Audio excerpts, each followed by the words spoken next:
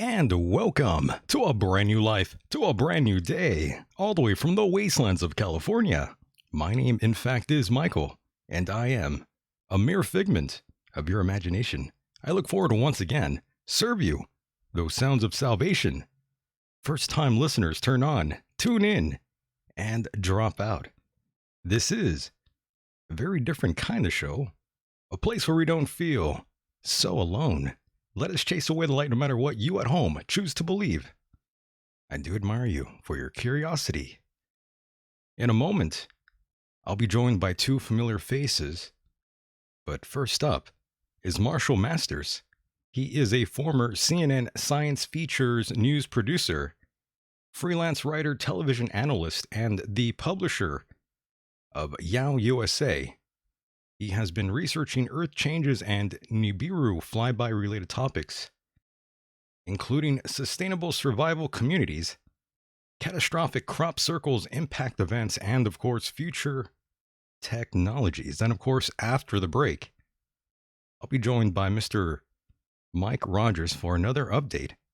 Thank you, ladies and gentlemen, for allowing me into your hearts and into your minds. Here we are again on a night like this, and don't forget, you too can get involved. Your phone calls are always welcome, folks. That number is 760-332-8724. Don't be shy, 760-332-8724. Now let's get down to brass tacks and bring in Mr. Marshall Masters, wherever he may be. And Marshall, are you alive out there? Absolutely. We're in dark California. Oh, yes. And of course, you are feeling the wrath of what's going on out there in Northern California and some places here in Southern California. Marshall, explain. Well, for those of you outside the country, I can tell you that if you're in Sacramento or San Francisco, you're amongst the people who caused the problem, and guess what? You don't have to suffer the consequences. It's for everybody else that's out, up out in the rural areas. And wow, this one's 2 million. They're saying it could be up to 4 days. This is our third voluntary cutoff in a 30-day period of time. And the first time it happened was pretty new, and people just didn't know what to make of it. You know, it's always been, we're a first world nation. And so the power is always on unless there's a darn good reason, and it'll come back up as soon as possible. The voluntary cutoffs, you know, and they were saying we don't want anybody is going to be hurt. Well, you know, there's a big fire and they've done a cutoff and people are dying in that fire. They're not dying because of the electrical lines. And this is what happens. It's California. And PG&E, we understand out here, PG&E is torturing for the people out in the countryside.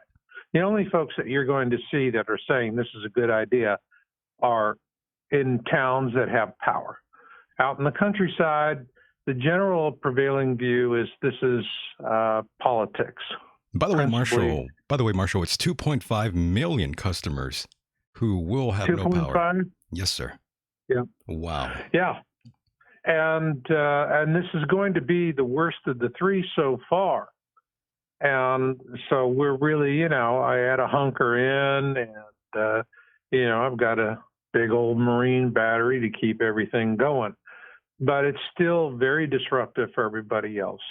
And it's quite predictable. After PG&E got hit with a $11 billion settlement or judgment from the courts and put them into bankruptcy. So we all understand what's going on out in the rural areas where we are being affected. People tend to see this as PG&E is trying to say to the government, if you're going to sue us into the ground, you're not going to have power. And so it's a political message. Nobody's really buying the safety issue right now.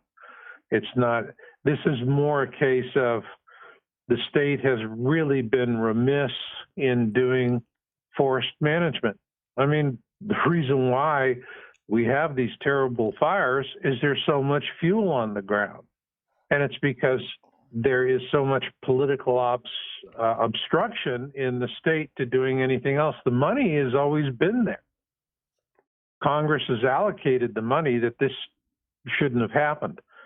I think they start chasing the money. They're going to see that California took the money that was supposed to be for forest management and shunted that off into different programs and, frankly, into people's pockets. So there's a huge political scandal that's going to fall out of this. For PG&E, welcome to the third world is the only way I can say it. I don't care why the power goes down voluntarily, but if you have to voluntarily take down power, there's something political going on. Because with proper management, with proper leadership, the correct funding, you shouldn't have these problems. I mean, think about it. PG&E has been dealing with seasonal high winds ever since it became a corporation. All of a sudden, it's a problem now. Why? Because there's so much fuel on the ground. And so the upshot for people that are in the blackout, the ones that are really getting the huge surprise are the ones that have got the solar panels on their homes, but they're called grid tied. And you can either be independent with your solar panels and you have batteries and inverters, necessary equipment to take care of yourself. But all of the special programs that are offered, and subsidies and special deals, and oh my gosh, you're going to save money, and it could. And what happens is somebody gets a right to put solar panels up on the roof of your house, and that goes straight to the power company. You don't get any of that. And so if the grid goes down and you're grid tied, you go down. Because the reason why these grid tied systems are so affordable is that they don't have to buy the inverters and the battery systems and whatnot that are necessary to have a full independent system.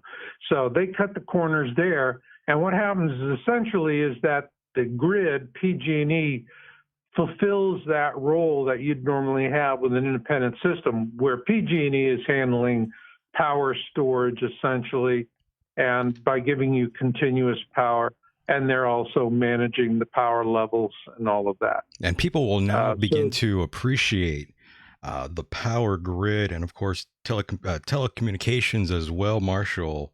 Most of these people now that are facing these issues, it makes everyone realize how dependent we are upon the power grids and the communication networks for every aspect of our lives, really.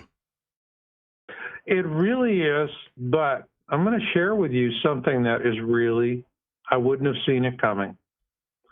You know, usually when you have a blackout, it's like in your neighborhood or a transformer, a couple of houses go dark, whatever. With this, PG&E is taking down hundreds of square miles. All right. They have all these lines that branch in, and they just shut down all the lines. And so there's nobody with electricity within 50 miles of me any which way, except in a few spots. The result is that all of a sudden, the world becomes blissfully quiet. And at first, it was so odd. I have to say, it was the first, when the first blackout hit, they did it at 4 o'clock in the morning. And yeah, I woke up and I sensed there was something very different in the world, very strange. And I had a little bit of a panic attack because I didn't know, what is this? And I got a hold of myself and realized the power had been off. But I came to realize what everybody else here is talking about and on the radio locally is that without the ho-hum of electricity and all these Wi-Fi systems and all these communication systems, all of a sudden you take all this powered stuff down, then you're no longer swimming in a sea of RF emissions. That's right. Okay. And it's amazing. It is just amazing how, and you hear the world around you and you sense it, and you begin, as it goes on, you immediately relax, you sleep like a baby. No, Without right the grid. It's so I now I understand the addiction, why people like going hiking and camping and getting out of doors. Because you sleep great. Well, of course, you don't have all these RF emissions that are coming in. And so people here they appreciate that if they can handle it. So for college kids who get time off from classes and whatnot, hey, this is fun. But if you got a grocery store, now everything in your meat counter is going south, not so much fun. Or if you're trying to finish a book like yourself, Marshall. I'm trying to finish my book, but these, it is really, and I had, unfortunately, I would get through this, but my inverter fried. Damn. So I ordered another one, but I don't get it until Monday. I may not have my next inverter until the crisis is past, but they're going to keep coming. We're having a really strong Indian summer, and usually fire season should be over by Thanksgiving. Right. And so we're going to have more of these. Yes, this is a good reminder that technology will fail us. Always a good reminder. Some technology will fail us. Other technology will work. It'll do it. And but I'll tell you one thing: when you're in the middle of it and you've lost power or whatever, this is not the time to start, do-it-yourself project. That's very true. Trying to figure out, you need to make sure everything you have is working. You're keeping your battery systems charged. You're exercising your systems. You know that they're going to work. And you just don't buy everything, set it in a corner. You really got to take some time and do that. So I expect probably 2 or 3 more of these blackouts before we're through the season. My goodness. And but from this point on, I will be unaffected. Yes. And Marshall, I also wanted to say welcome to the program. Certainly not your first rodeo here. You are a veteran of the program. Yeah. Yes. And Marshall, I just wanted to quickly say, as we get things started here, once again, I was bombarded with emails from multiple detractors. So Marshall, your fans and critics are here for sure, listening in very happily, I'm sure. Mm-hmm. Yes. Well, they're nuts.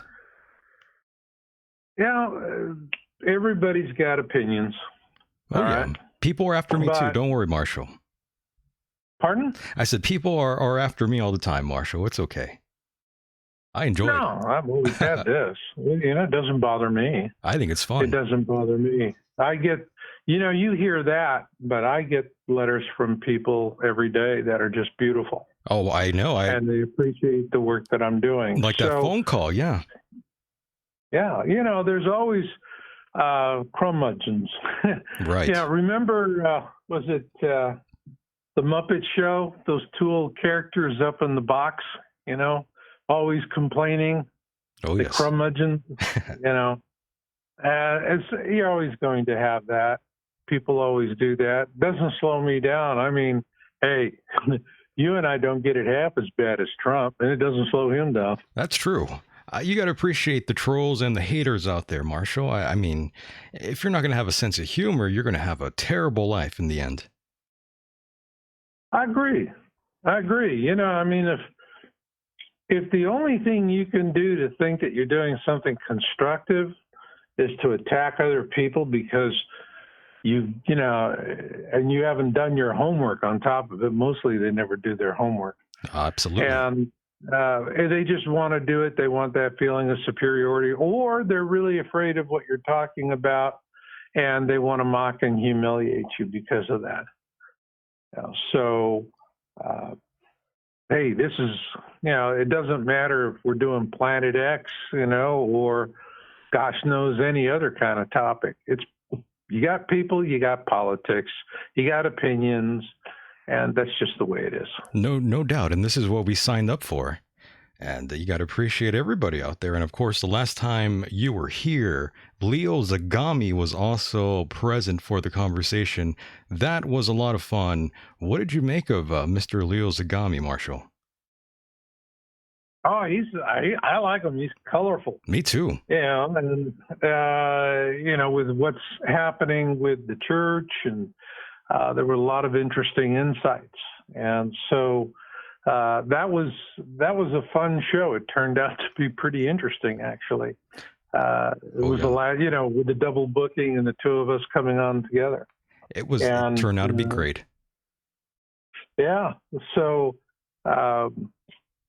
Leo's a lot of fun. I don't know. I could do another one. Yeah, we'll have to plan that again in the near future. Bring you 2 back on. That definitely was a lot of fun. Got a lot of feedback on that one. They enjoyed both of you guys going back and forth. Yeah, we had it was a good. It was very different viewpoints, but sometimes we were similar. Right. The way we came at things from different sides of it, we would see completely different aspects of the same issue. So I think that was the thing that people liked. Leo's a good guy, and it was a fun show. I haven't been doing as much interviews lately. This is probably my first one I've done in 3 or 4 weeks, because right now I'm working on my next book, and that's it. I'm in my man cave authoring mode. Perfect. But, I enjoy doing shows with you so much. You say, hey, come on. Oh, yeah, let's go have fun with Michael. Definitely. And Marshall, as we get things kicked off even further here, for those that are new in attendance, I definitely wanted you to sort of just talk about a little bit about yourself very briefly. Just a quick Well, rundown. sure. I have been, since 1999, publishing YOWUSA.com and been following space threats or changes, a number of topics. And I tend to favor coming at things with more of a scientific approach and less speculation and more data. If you visit my site, YOWUSA, also marshallmasters.com, and I'm publishing my science series, and we're tracking 2 data sets, and this is empirical data, this is hard science data, on observed fireballs and earthquakes of all magnitude. Since January 2013, these 2 data sets have been upticking sharply and have increased by a factor of 10 since January 1. And it just keeps accelerating. We just keep breaking new records for the number of fireballs observed and the number of earthquakes of all magnitude. And one of the things we've just picked up recently now is we're tracking a 3rd data set, which we call very large earthquake swarms. And there we're tracking 3 particular swarm regions on the western U.S. side. And that will be China Lake, Northwest Territory, and Alaska. And we're tracking the swarming activity there. If you go on the site, I think it's Article 43, and this is on the VLE swarms. We really get into the statistical numbers. When you look at the 3D charts, you actually can see a wave forming, a pattern forming just in the statistical rendering of 3D.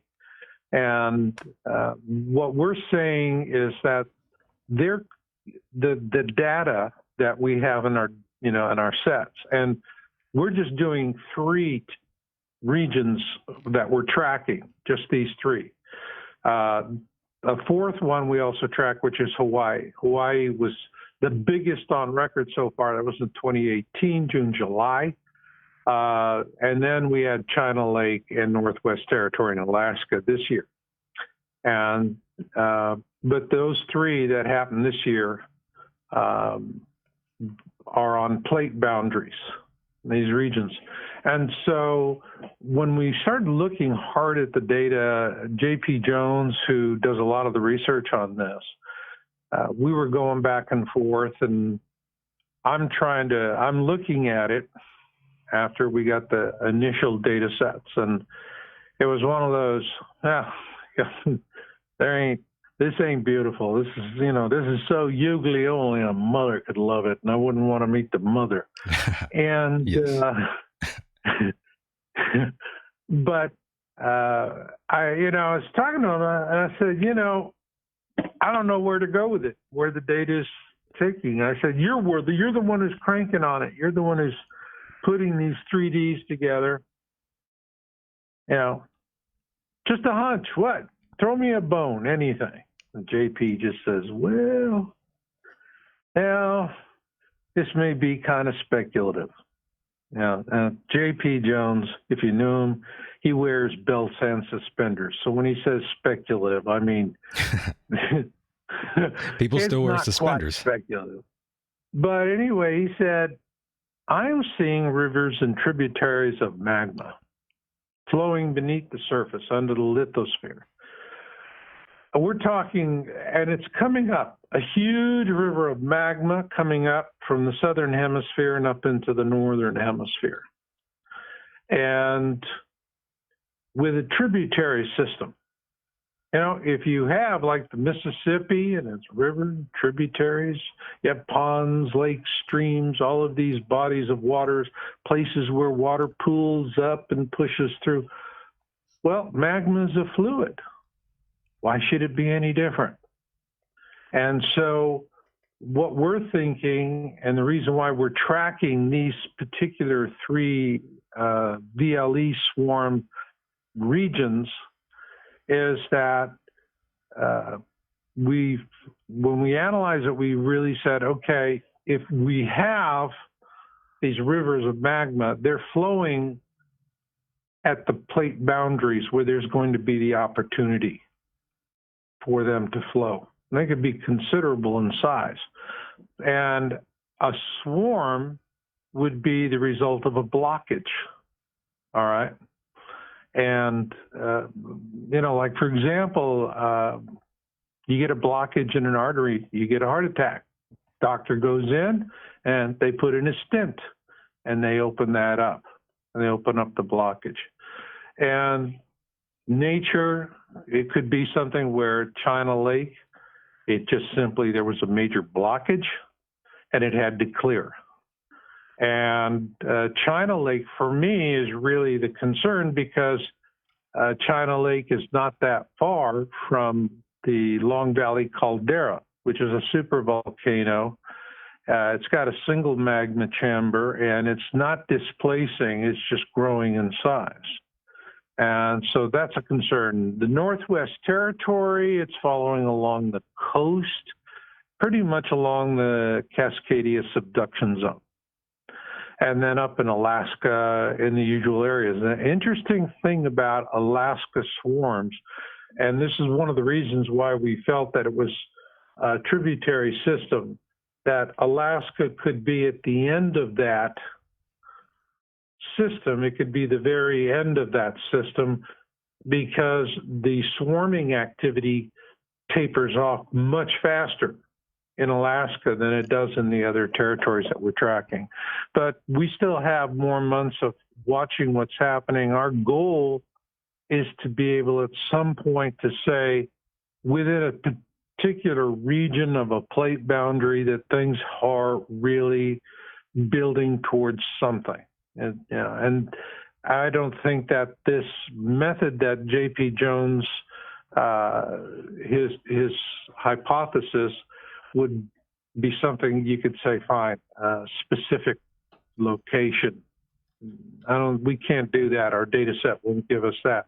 But we sure can data mine the database for a particular region.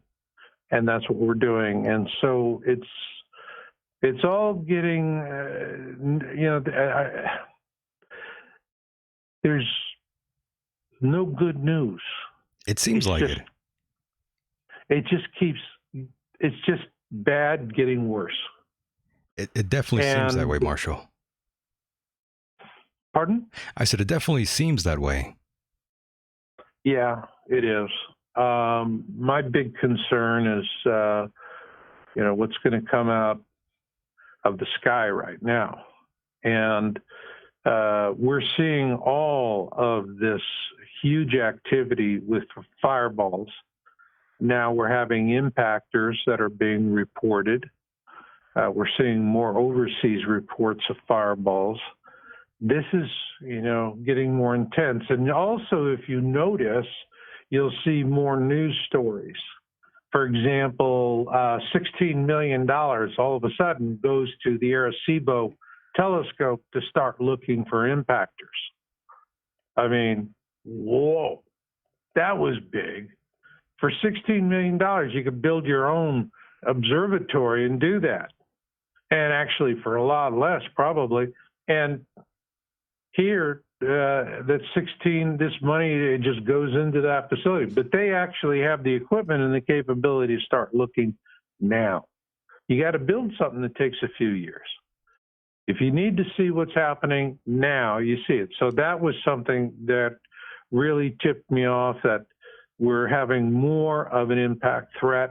I think that meteorite showers, as a result of the incoming Planet X system, the Bible even warns about that. And I can tell you that in the book I'm writing right now, Win-Win Survival Communities, this is about how to design a shelter that's affordable, that people can do themselves, and structure it in a simple way so that it will defend you against an impactive event of a 100-pound stony meteorite, for example.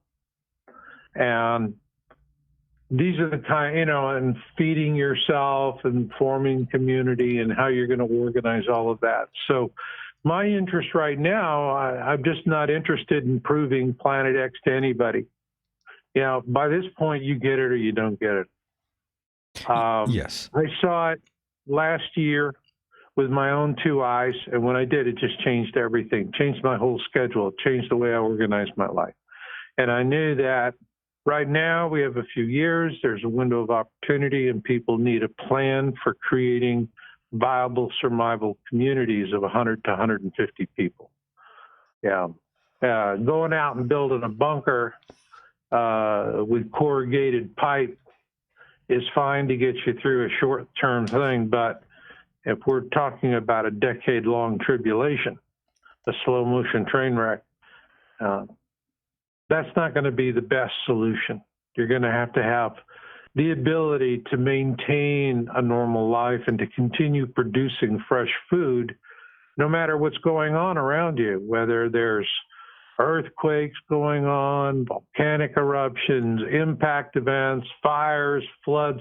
It's an all-hazard situation. So that's what my focus is on. And I've been working on this book for 5 years, flying all over the country, looking at different regions to look at the geology, the real estate market, all the different things. And it's really interesting when you're doing that there are places you would think, right on the money, go for there, like Northwest Montana up there by Kalispell. No, you don't want to go to Montana. You don't want to go to Kalispell. That's for darn sure whitefish. It's expensive and the people don't want you there because they've already got more preppers hanging around them than they know what to do with. And, you see them driving around in these old pickup trucks with the camouflage paint jobs. And it's not, I can remember in Texas, we used to say Texas is the only state in the union where you see a Volvo with a gun rack. And we joke and laugh about that. It's seeing all these trucks running around with gun racks. I can see why the locals there just, want them gone. It's a little scary to have that around. But there are other parts of the country where people wouldn't think there are good opportunities for creating a survival community, and there are fantastic opportunities. And so these are the kinds of things that, I do see people want to do something about it.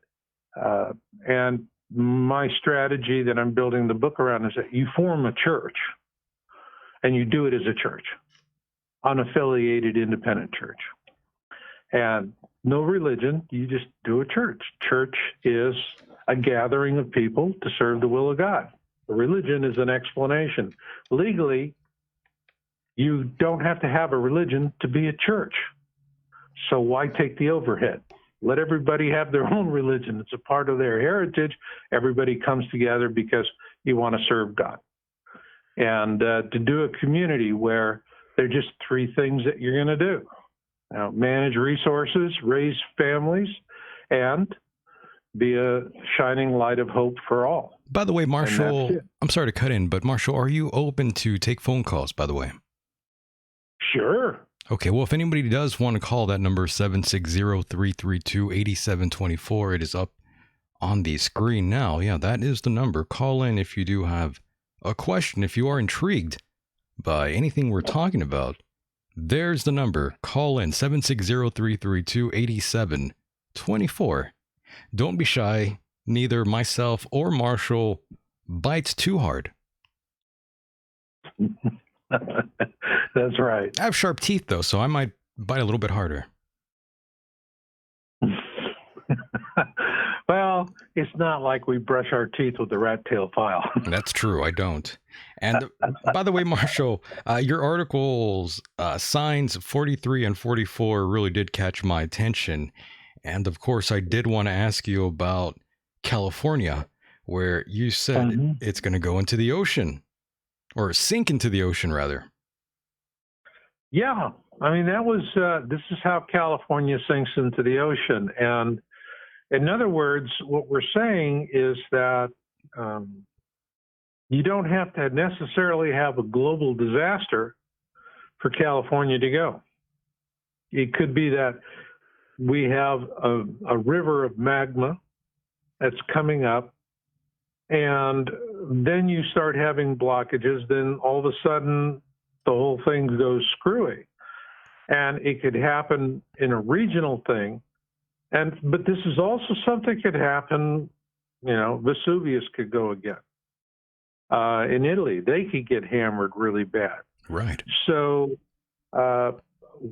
we're seeing this. What's the force propelling it? All right, let me take a moment on that. Right now, we know that the North Pole is moving a lot. It's erratic, okay? And it's been moving around so much that they've actually had to repaint the numbers on the end of the runways. Because the runways, it could be a runway says, it's 120 degrees, and then all of a sudden, no, it's 125 or it's 130.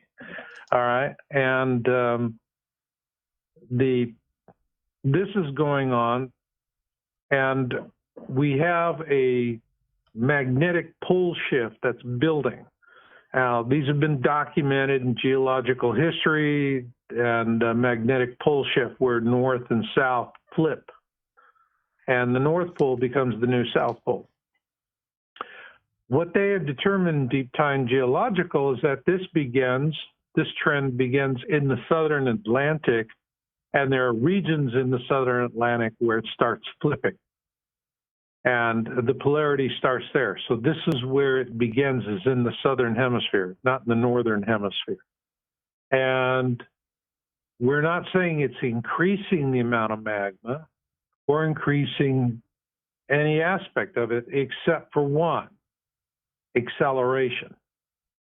If there's a river of magma that's moving from the southern hemisphere up to the northern hemisphere, we have this a recirculating system, if you will. If we have this magnetic pole shift and these polarity flips that are happening in the southern hemisphere, then this would be accelerating the magma, and that in turn is doing that. So what is bringing on the pole flip and the magnetic pole shift is, these are natural events. I think right now it's more a case of it's being exacerbated because we have the Nemesis star at the center of the Planet X system, which is coming in, and it's interacting with our sun, and our sun has more luminescence. It's slightly brighter. It doesn't have to be a lot. A little bit goes a long way. And it's this increasing luminance that's bringing all the radiation in the photons. That's the whole point of chemtrail spraying, is to reflect the photons and the radiation that they carry back out into space. And they do, of course, they do a whole lot of other things as well. It's pretty nasty. But that's the main thing, is to keep the photons off the surface, because then they go in, and this is what is causing the activity and the extra pressure of the magma. That's what's happening. So you may have an area where it has a normal flow rate, but all of a sudden the flow of magma is becoming much stronger. And it's like saying, okay, I'm going to try and empty a 1-inch hose into a 1/2-inch hose. Now, if you got 1/2 of the water pressure, that works. But you got full water pressure, no, that's not going to work. Very interesting, Marshall. Pardon? I was just saying, very interesting. I do recall reading about the Earth's magnetic North Pole had drifted indeed, and it's caused a bit of concern for lots of scientists out there. And of course, the North Pole is moving from the Canadian Arctic towards Russia, last I remember. Mm-hmm. That is crazy stuff there. Yeah. Yeah. I mean, it's all happening. So, I mean, things that I've been talking about for 20 years are happening. I'm sitting here in a blackout, and that's true. This blackout is, it's partly that it's much drier, and partly because political reasons and incompetence. So that creates a perfect storm situation. You know, you take with natural plus stupid people, and you have these kind of things. But as California goes, so goes the rest of the nation. The question will be is if we start seeing voluntary cutoffs elsewhere. But if I were a young man right now living in California, oh, baby, I would get into the solar business. It pays good I'd go money. make a career there. I mean, there's a lot of people here that are really, you know, now they look at PG&E and it changes the whole metric, you know, having your own solar versus using the utility. And the utility always had the advantage of, well, everyone understands it's going to be reliable. And if a storm takes it down, you know, it probably would take you down. So it's not a big thing. But now with these voluntary cutoffs and reliability, people are, I'm seeing businesses, particularly the grocery stores, there are people that are, you know, they're coming in with these huge generators like you see in construction projects. Yes, the power generators. And big power generators, and they want to keep their, you know, their cases cool and like one or two registers open. Those things catch on fire. Yeah, those things catch on fire very easily. Those big industrial sized power generators, I recall having a few bands played down here in El Centro many, many moons ago, and acquiring these huge units myself at a very early age. I had no business being able to acquire such heavy machinery at such a young age, by the way. But those things do overheat and catch on fire very easily. Yeah. You know, there's a lot of people who are saying that there's probably going to be people dying as a result of their medical devices aren't working. Oh, yeah. Or they wind up, their houses catch fire because of generators. There'll be injuries just from people having to cope with all of this that's going on. So, but still the same, this is not going to resolve anytime soon. They're already telling us here that this is going to be like this for the next 10 years. Wow. That is dark indeed. No pun intended. It is dark. And, you know, that's why everyone feels that it's political. That what PG&E is trying to do is send a message to the bankruptcy court. Right. And to the state that, hey, we can't take this hit.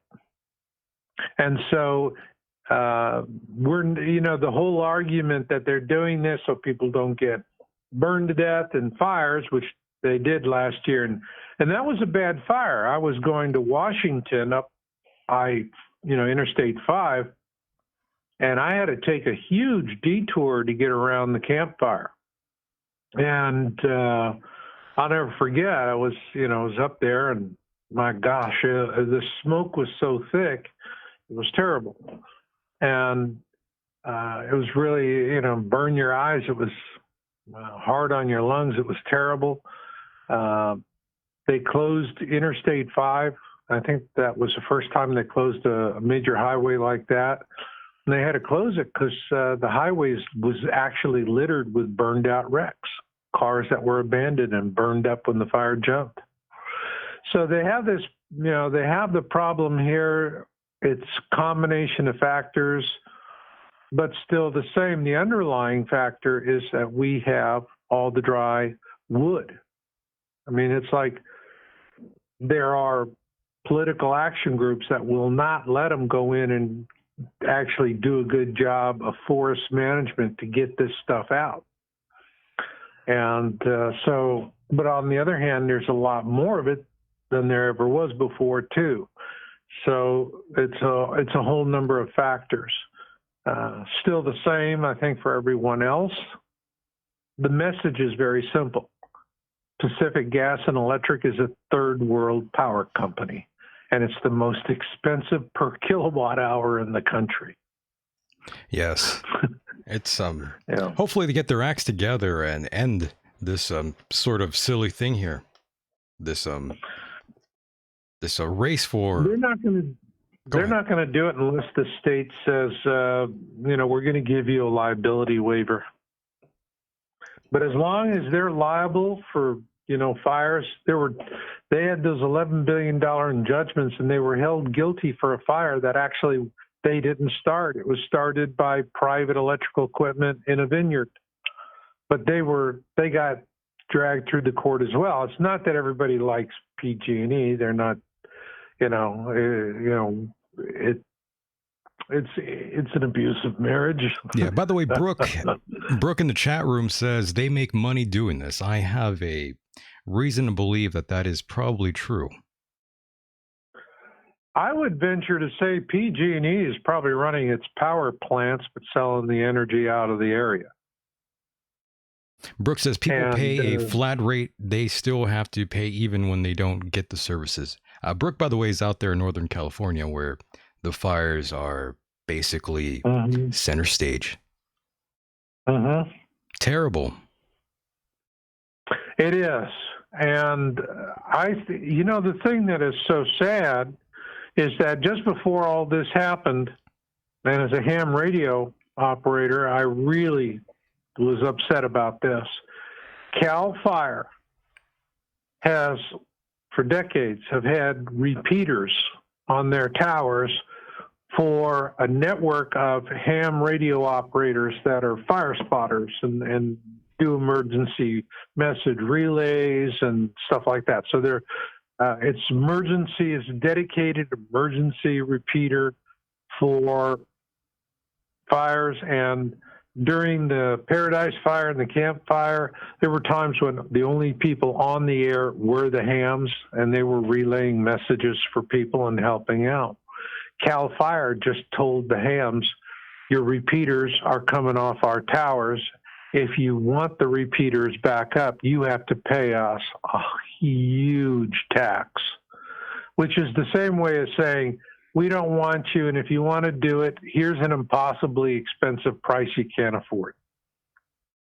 And so, they've come out and they've shut down the hams. And when I look at that, and then I look what's happening with the power grids and how this is being orchestrated, and how they're doing this with a lot of surgical precision, the way that they leave just enough operational that it doesn't start a panic, but it's mostly just a hell of a lot of inconvenience for everybody. So that's what I think that PG&E is really trying to do right now. I don't think, all of a sudden the PG&E doesn't want people to get burned in fires. I mean, PG's been doing that, and people have been burning in fires since PG&E was incorporated. This is about PG&E. They don't want to get burned in a fire. They don't want to get another $11 billion judgment. They're already in bankruptcy court as it is. Yeah, this is a very big deal. This is a very big deal for those that don't know, that don't have any sort of knowledge of this situation here. Those that are oblivious, this is quite a big deal. It is. And as I say, as goes California, so goes the nation. Everyone else in the rest of the country needs to be looking at this, because this is the kind of stuff that could start happening in other places as well. Exactly. It could happen where you're at right now, ladies and gentlemen. You could be in the dark, and you don't want to be there. Yeah. No. I mean, it's, when the power does go out, I have to say, I really enjoy it. Not having that electrical hum in your life and all that RF pounding through you, you notice it. I And will. you notice Mhm. it more when it comes back on, too.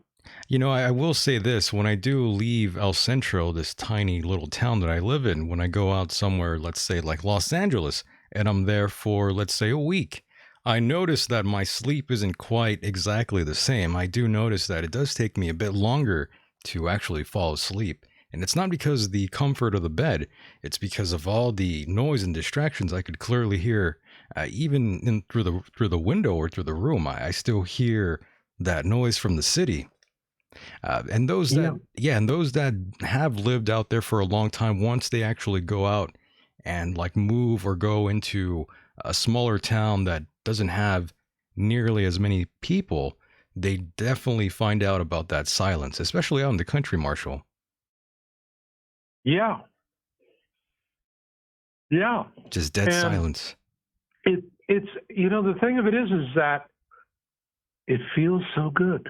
It It really feels does. natural. Yeah. And it feels, at first, though, it feels very alien because we're so used to having the electricity around us. But I think a helpful upshot is that when there is a collapse of the grid, initially, that the panic may not be as severe as people would say it's going to be, because I've been watching what happens when people hear. The power goes off, and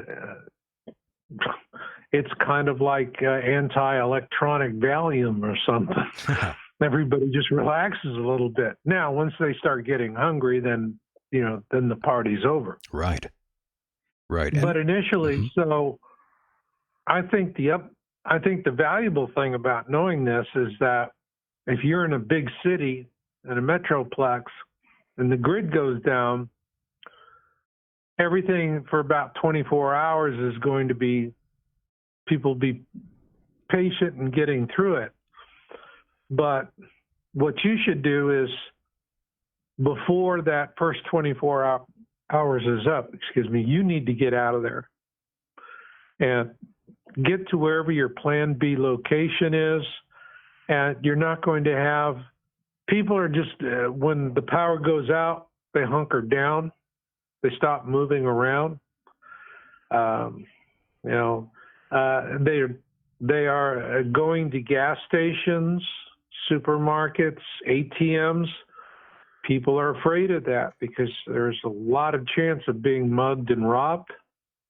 So they just hunker down, and they're not going to, so you have that initial period when a grid collapses that you're not going to see hysteria. You may see a lot of concerns, some angry voices, some worry, but the interesting thing is, take away the RF radiation, and that continual source of aggravation in our bodies is gone. And that'll actually help cool things. So if you have your plan B, get the family and then just orderly little, get in the car and go. As you're And get telling out of the metroplex.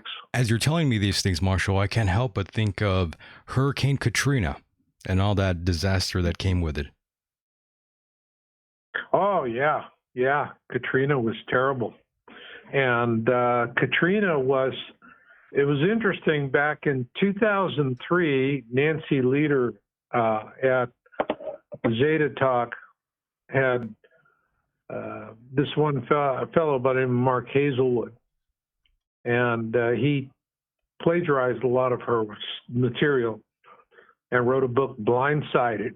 And it just scared a hell of a lot of people. That in the summer of 2003, Nibiru would come in and we'd have all kinds of hell breaking loose. And we had a lot of people writing us. We had just started reporting on Planet X back then. And it was a terrible time. I mean, our web stats were amazing. I've never seen anything like that. But the letters that we got from people, and they're like, do I sell everything I have? And, oh my gosh. it was just awful to read these letters and how fearful and upset. And we didn't see anything in the data. We were publishing an article, this Zeta factor, Zeta hysteria. And even Zachariah Sitchin came to me and gave me an interview because he didn't want, he thought this was nonsense. Interesting. And then after that, after the non-event, which was July of that year, interest in the topic of Planet X cratered. I mean, it cratered. And for us, that was a really good time because we were researching, so we didn't have all the distraction of the whole Zeta thing. And then at the end of 2004, you had Sumatras, and that hit in December of 2004, and then that started getting some interest coming back into Planet X, but it was after Katrina. Wow. It was like, a double-barrel shotgun. Boom, boom. And then it just really started going. So the Planet X topic is not driven so much by controversy.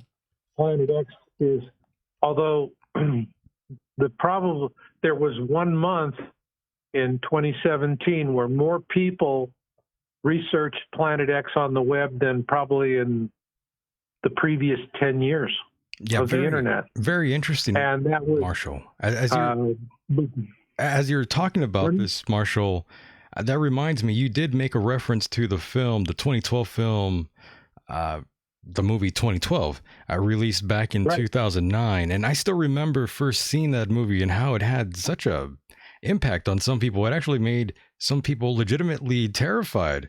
Of course, that leads us back to Sign 17. Yeah. And it was the thing about 2012, Emmerich, there's a lot of eye candy, okay? Oh, yeah. Of course. And, sitting there and you could have a conversation and talk to somebody in the car, with a God knows what magnitude where, the whole city's crumbling and coming apart. If you've ever been in a big earthquake like I have, you know that you're not going to have a conversation.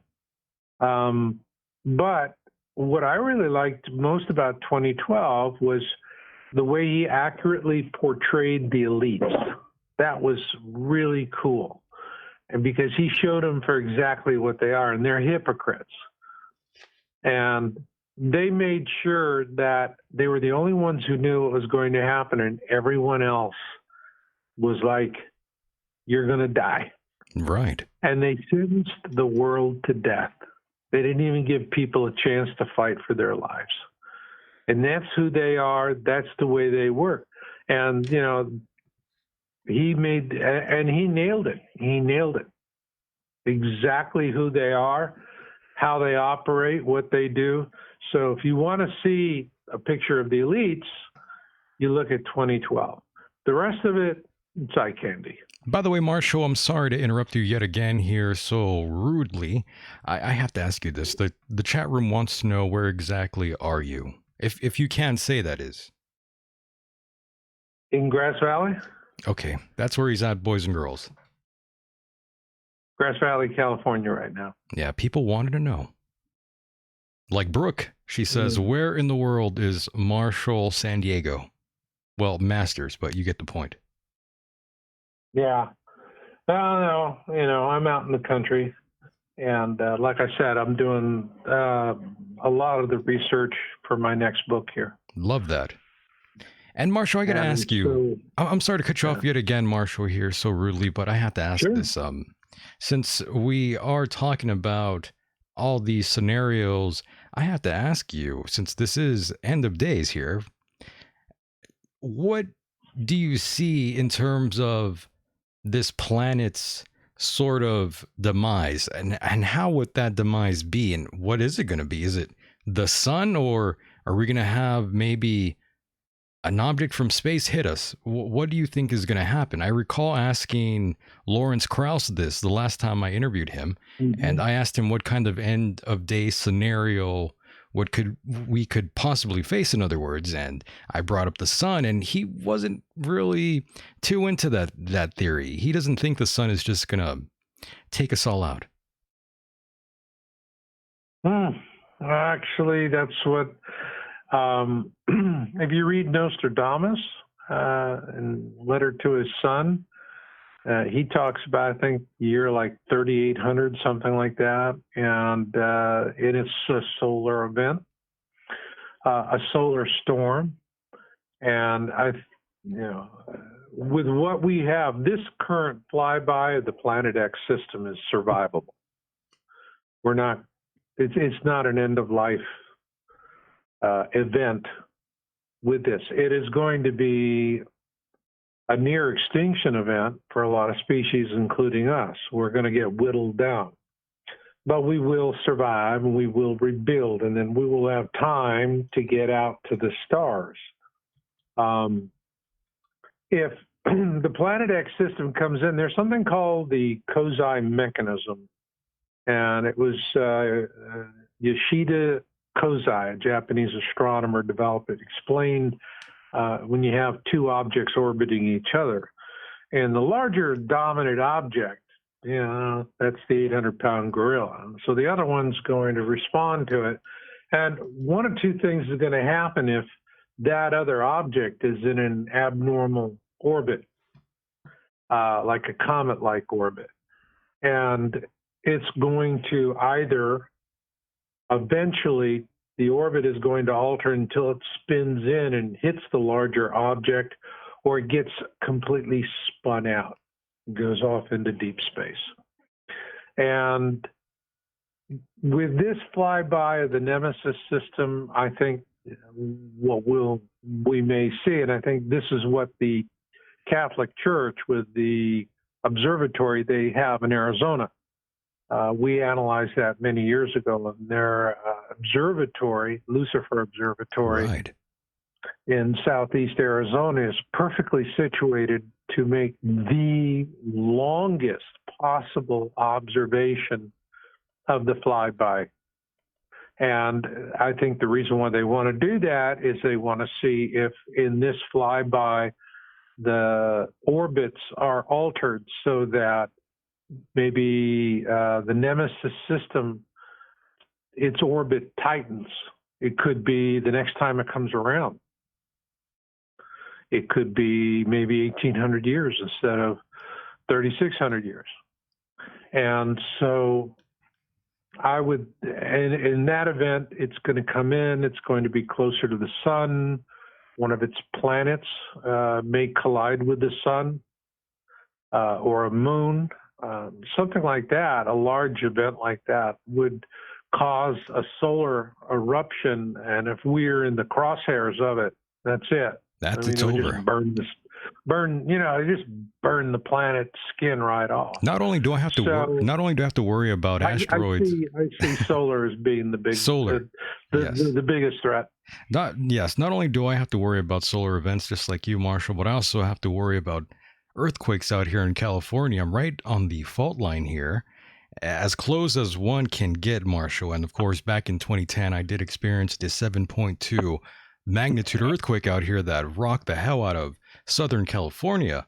I did not like that, my friend. I did not like feeling that dizzy at that early in the daytime. No. Yes. There's nothing.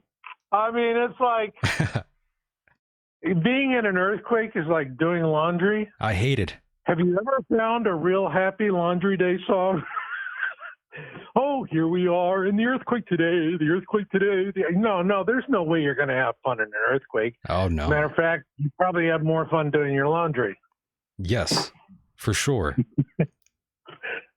So did it leave you pretty shaken up for a few days?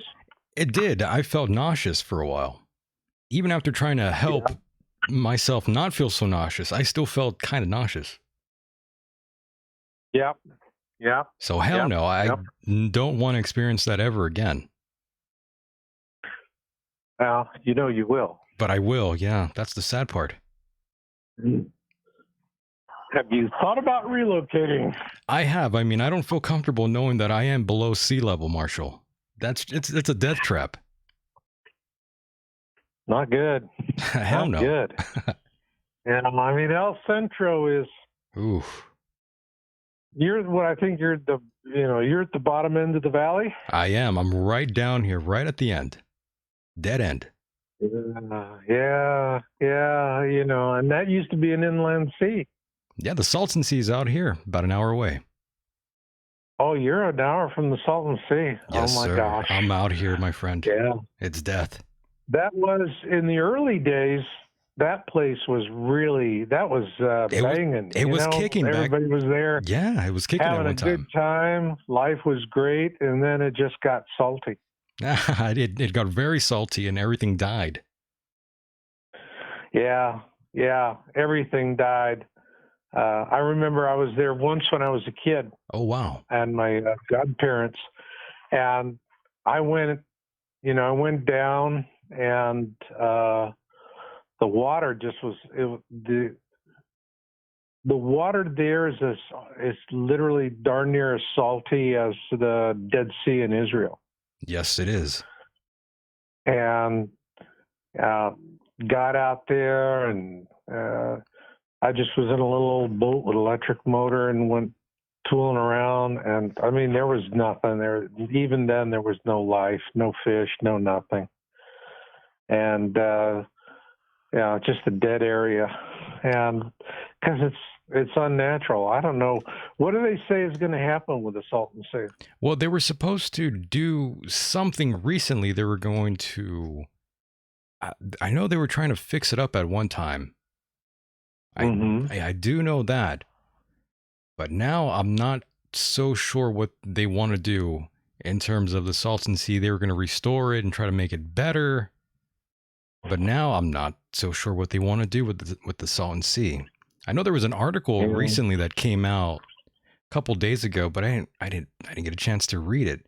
But it says that the Imperial County Air Pollution Control Board says it's aware of the harmful dust and pollution at the Salton Sea, and that it is harming Imperial County citizens. And I could have told you that way before they did, Marshall, that the pollution in the air out here, and the crop dusting, of course, and not to mention the Salton Sea, that smell sometimes can drift all the way out here where I'm at. Oh. Yeah, terrible, right? Oh, man. It's not good. We're not terribly good stewards of the earth. We're not, actually. We're destroying this earth, sadly. Yeah. So we're harvesting the problems that we've sown. And I can tell you, looking at what's coming ahead in this year, I'm listening to a lot of farmers and the big commercial growers. Yeah. And they're saying they're having different kind of problems. I mean, as long as they have 12 hours of sunlight, they can grow anything anywhere because they just dump chemicals on it. Yep. But the problem that they're having now is that all the rains they're getting where they're planting late. Well, you have different seeds that mature at different rates, and the best ones is 130 days to harvest, and that's going to give you your best corn, best yield, best price. Well, what happened was the rain started late, so instead of people having 130 days to grow their corn, they have 100 or 110 days. And if you have 130-day corn, that means you're harvesting it before it's really ready. That means, you can still sell it and get money for it, but you're going to take a hell of a beating. And the seed companies, Monsanto, had 90-day corn and 100-day corn, 110-day corn, whatever. But they have those seeds in reserve for what have been in the past cyclical fluctuations. No way were they prepared for what happened this last year. And so we had a lot of farmers that had a plant with what they had. And they planted 130-day corn and only had 100, 110 days to grow it before they harvested. So what we're going to see this year is going to be a certain degree of shortages and price increases. You'll notice things going up. We're right on an edge. The concern, and also I'm hearing feedback from what I call market gardeners. And these are people that are doing small operations that are highly profitable, labor intensive. And they're reporting that their yields are going down. And for the market gardeners, many of them are saying, I got to start growing indoors. And so they're setting up hothouses. And others are going to indoor, where they're using LED and CFL lighting and stuff like that for raising their plants. And because this year was so disruptive that they've had a lot of crop loss. At this point, one commercial farmer that does 4,000 acres, and what I heard him saying was that there approximately this year is a 35% shortfall on the harvest.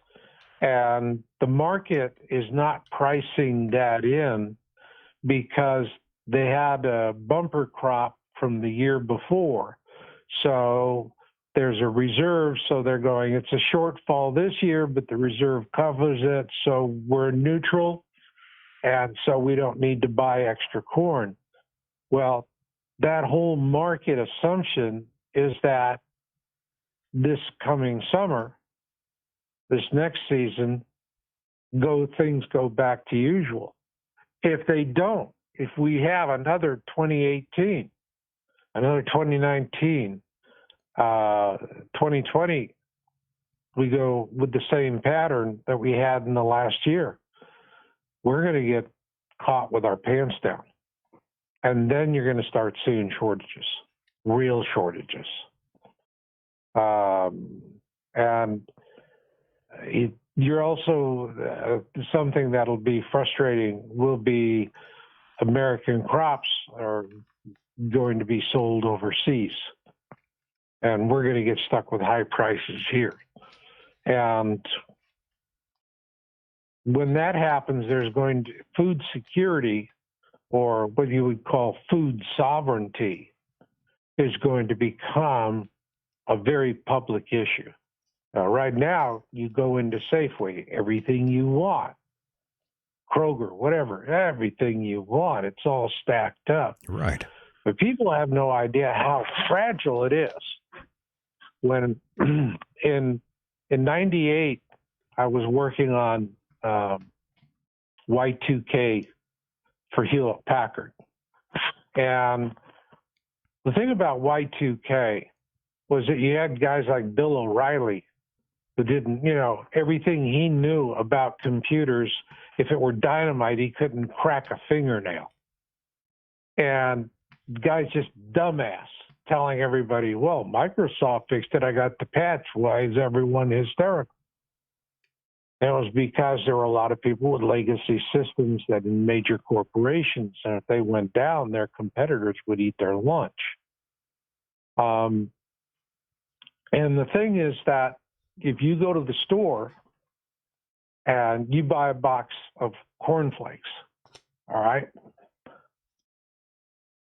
by the time you have ordered, you sat down in the next morning and poured yourself a bowl of cornflakes and you're munching away, by that time, probably 10 or 15 computers have had a conversation about your transaction, and a truck is, someone in a warehouse is already loading a box of cornflakes to replace what you took off the shelf, because Kellogg's or anyone else, once they got short shelf space in a store, that's it. It's gold. They don't want to lose it.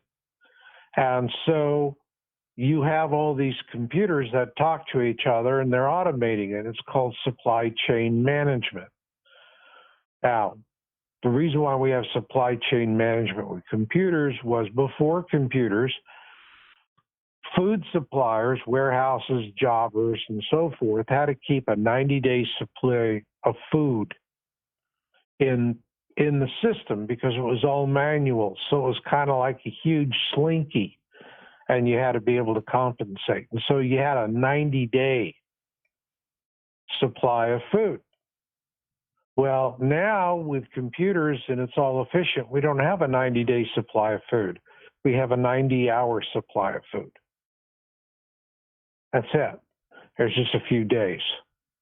And so if you have a major shortage, if something like that happened in the 50s, it would have been a month before people would have seen a real impact. Whereas with us, it'll just be in a couple of days. And that's what people do not understand about this vulnerability, is that we really live on a knife's edge. And we're banking, the market is banking that the farmers are going to have another bumper year. So they're not factoring in a higher price that would command additional production because they don't want to pay for that. They want their bonuses. They want to buy their kung fu dolls for their kids, Right. whatever they want to do. But that's where we're going. So food insecurity is going to be it. We'll continue seeing more observation reports of Planet X, a lot more talk about it. But it's going to be food insecurity that is going to probably wake a lot of people up. I also, looking at the amount of fireball activity that we're tracking in our science articles,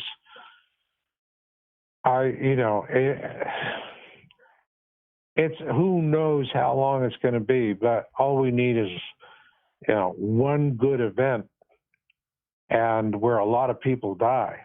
And wow, that's going to change things. So, where we're really going, Michael, Japan. we're creeping up.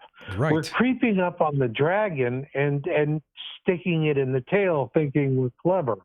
The dragon's going to wake up and roast us. It seems that way. And by the way, the Japanese scientists are pretty much taking notice of this, and they're really one of the only, well, I shouldn't say the only ones, but they're pretty much focused on all these asteroids and the fireball incidents that are definitely happening. Oh, yeah. Why do you see all of these stories? All of a sudden, we're starting to see meteorite stories and asteroid stories in the news. Have you noticed there's not the usual once in a while, once every few weeks or something like that, or an honorable passing, on the third page next to the, used car sales ads. This is starting to go front page. It's getting more position. Yeah. Because what the government is trying to do is they want to establish that they're talking about this threat and they're trying to do something so that when something does happen, they can say, well, we weren't asleep at the switch. But we couldn't see it coming either. And that's what they're going to say. Very, very interesting, Marshall. And of course, I wanted to move the focus just a little bit slightly here and switch gears. I also noticed you also have been keeping up with Q and 8chan, and it seems like the founder of the message board, I believe, is Frederick Brennan. He definitely doesn't want 8chan to resurface yet again, even though it kind of has come back, but still down yet again. They changed their name from 8chan to 8kun. And the founder, yes, he does not want this to come back. And the reason behind it is QAnon. I definitely want your take on the owner and his thoughts and opinions, and your take on this, Marshall. Well, if they're going to come back, and what they're doing right now, and I've been tracking 8chan. 8chan I followed it in a move. The domain name was never canceled. All of that was nonsense. What happened was he didn't lose his hosting company. The Worldwide Consortium did not remove his domain name. Nobody did anything to him. It was a progressive business owner, and with, I believe it was Cloudflare. This is a company that gives you security services as a buffer. You don't have denial of service attacks. And so what happened was they were deplatformed from their security provider. And what they're doing now is they're bringing it back so that they don't need a third-party service to do that. They'll be able to do it themselves. And once they're operating, it takes time. This is a major effort. Right. When they come up and they're fully operational again, I think Q will resume posting, and if it goes to 8kun and he drops 8chan, it could be there when you're doing your software development, you run parallel systems. That may be doing something, but I've been tracking them, and they're operational, and they're putting in a very impressive security service. I was finding now I could do a trace route, and now do a trace route. You may get 20 steps in the last 6 time out. You're not going to find out where that trace route went. So they're working to get it hid. I see Q coming back. I also see this. We have Court TV. There's right now the tension in the country is really ratcheted up. The Democrats are pushing really, really hard for an impeachment, and it's a little upsetting for me to see that they've thrown due process out the window. That's a little scary. Yes. Let's talk about that very here. Scary. I definitely want to get into that with you here, the political spectrum. But before we do, I just want to quickly mention that back in August, that's when 8chan was set offline in the wake of the El Paso Walmart shooting, if you can remember. And of course, the suspect, of course, was that conducted the massacre. He posted like a 4-page rant, if I recall that correctly, ladies and gentlemen. And wow, that definitely caught everyone's attention. And of course, I have to say, in reference to guns, we've seen an alarming rate of mass shootings in this nation, not just school shootings, but in general. Gun violence statistics across the United States, Marshall, are insanely high.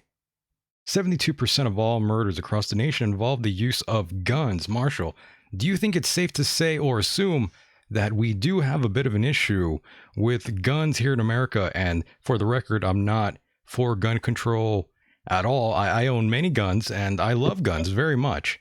But I do recognize that there seems to be some sort of issue with guns, my friend. Well, more people die in car wrecks, so you're going to outlaw cars? I had a feeling you were going to say that. People are going to, if you take their guns away, they'll kill each other with knives. With take another their knives away, they'll use hammers. Right. If people are going to kill, they're going to kill. All right. It's not it's not the weapon. It's whoever's wielding the weapon that's going to do it. Yes. But I look at, United States is not a nation that anybody would want to invade, because we got so many guns that if we were invaded and we all decided to fight, whoever's here, they're going to get hit from every direction. Very true. They're going to get hit all over the place. And so, we as a nation, we're you don't want to try, we got 2 oceans and tons of guns. A lot of guns. And so we're not worried about them coming in and invading, and all of a sudden, it's some war scenario like that. I see that a lot of the stuff that we have in the society right now, we have a lot of people that are crazy, but you look at these incidents, there's been a consistent theme in the Q community that there's these mass shooters, these active shooter incidents. Yes. And what's happening is that the deep state is finding these people that are just on the edge of doing something stupid. And they push them off the edge and they go do something stupid because they want to block up a news cycle. It's interesting. You take a look at all these shooting events, these active shooter events, and look to see what was happening in the news cycle the day or two before that. And because on the Q community, there is a real concern. I mean, it's not one of these dismissive, well, they're getting active shooters to. They don't want that. I mean, they don't want innocent people to be hurt. But when they're pushing real hard on the deep state and the globalists, I mean, the stuff that's going to come out, Trump said, you're going to see things you can't believe, and people will. That's the reason why you have Adam Schiff in a skiff down in the basement and throwing due process and everybody out of the room that he doesn't want there. They're desperate. And there's a lot of pressure. Anything right now, they're ratcheting, and the mainstream media is doing it as well. And what's really set them off, and we're worried that there's going to be another active shooter event, is that they've just announced that they're going into criminal investigation. It's no longer, an agency investigation investigating itself. This is now a criminal investigation, and the deep state is going to be terrified of that, and they're going to do something to try and derail this. We're going to see a lot more ugliness that's going to come. It's really going to stun people and knock them out, because what they're going to do right now is what I call the squeeze, and it's slow pain. It's slow pain. We're coming at you. We're coming at you. We're coming at you. They're just dropping these little breadcrumbs. And if you have done something that was definitely wrong, you're going to be worried. And so guys like Brennan and Clapper, Comey, they got to be sweating bullets right now. And because now it's officially gone to a criminal mode. But that also means there could be a really nasty deep state incident that's going to be triggered. And so wherever you go, be mindful of your surroundings. And now that we have fully made the transition into the political realm here, and never a dull moment for our president, Donald J. Trump, I've had my issues with him, but I still like the guy, and many don't, and I can understand why. And I will also say, Marshall, I've never seen such an effort to annihilate his current run. He's facing a major heat with many of the top brass and the mainstream media. I've never seen them go after anyone like this before. And of course, as you know, the mainstream media is also comparing this to Watergate and Richard Nixon, as you know. Well, they like that. I remember Watergate, and I remember Richard Nixon, and I remember Nixon. They love bringing that up, by the way. Due process. Right. And I'm looking at this, and I'm going, there is no due process. I mean, this is Soviet-style justice here. All right? This is not, what's happening right now it's desperate. It's everyone, forget all of the reasons that they're arguing about. The people who scream the loudest are the ones worst at risk. If you are the one that knows you have been doing all these awful things that you don't want anybody to know about. And this investigation is going to expose you. What are you going to do? You're going to attack the investigation. You're going to want to try and shut it down or get rid of whoever ordered it. You don't want that investigation to go through. And so that's the reason why we're seeing all the noise that we have. It's all kabuki theater. It's all kabuki theater. They don't have, and I sit there and I look at the mainstream media. I look what they report. I was with CNN. I was a science feature producer. I worked with other networks. I was a photojournalist in the Army. I remember a time when there was professionalism in the industry. Basically, a long time the ago. People I worked with at CNN, I would say, at the time I did was when Turner was running it. They were intelligent, bright people, honest, hardworking, wanted the story, and they had round heels. Today, about all that's left of CNN are the heels. Yes. It pains me to turn on and look at it. It just pains me to look at it because it's like invasion of the body snatchers. They left the canons of good journalism and ethics. Man, they just left it. Everybody just picks up the 4 a.m. talking points and they go. And you read articles, and the articles have these salacious, glaring headlines. And then you read the article, and it's a nothing burger. Yeah, that's the clickbait, as they call it online. Yeah, it's clickbait. And I mean, it's like, girl, remember what Lincoln said? You can fool all the people all the time, or some of the people all the time, but not all of the people all the time. That's right. I just look at this, and it's really sad. But what's going to come next? All of this stuff. First off, in order to get an impeachment, you have to have law and facts. Okay? They don't have it. There's an old saying in the legal profession. If the law's on your side, pound the law. If the law's not on the side, but the facts are on your side, pound the facts. If the law nor the facts are on your side, pound the table. And what we see right now is a lot of table pounding.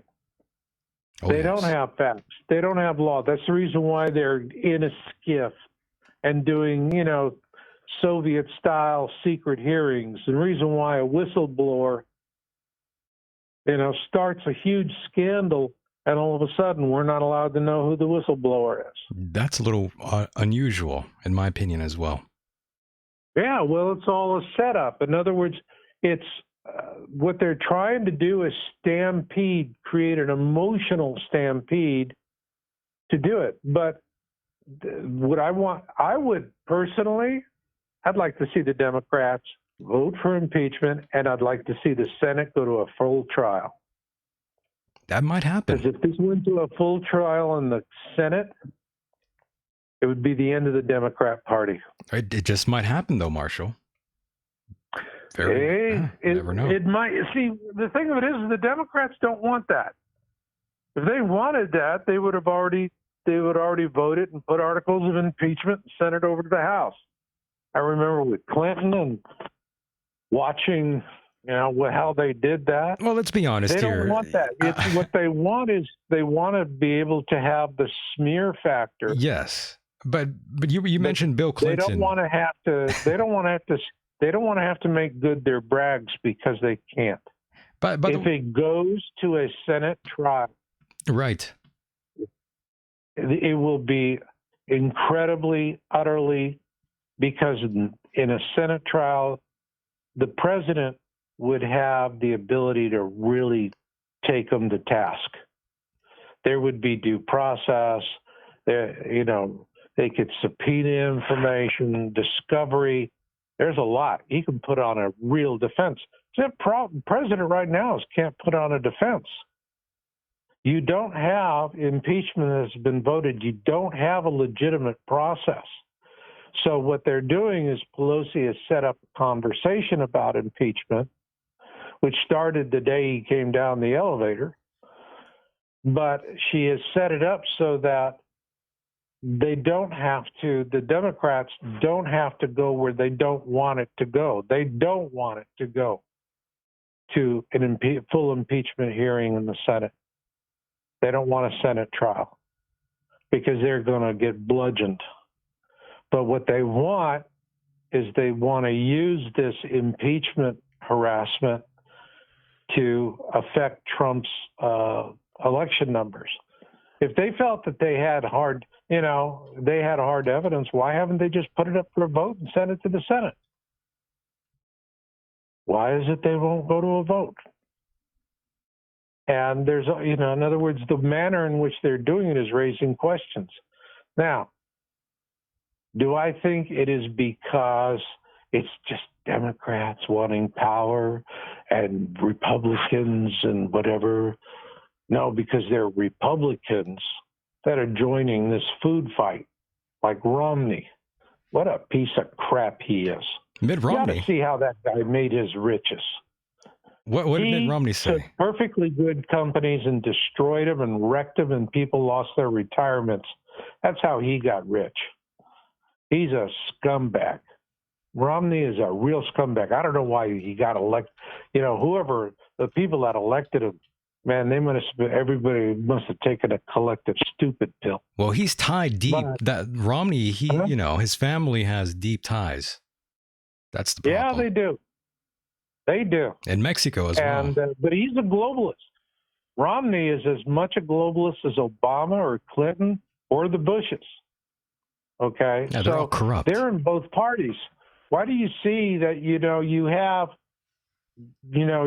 have Republicans who are saying, I'm not going to run again. You have Democrats who are saying, I'm not going to run again.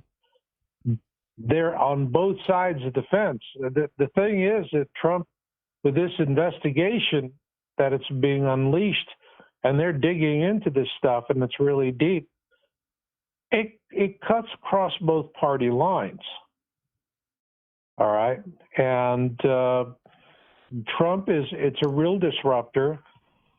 The whole point of it, and Trump is not, he's with the Patriots, the thing that people have to understand is it's not a personality cult around Trump. If Trump falls, someone else will pick up the colors and continue the advance. This is our military versus globalists. That's what this is about. It's not Republicans and Democrats. It's our military, patriots. Because when I joined the Army and I raised my hand, I said, I'm going to defend the Constitution. And we meant it. All right? And what you have are globalists that are trying to turn America into a third-world nation.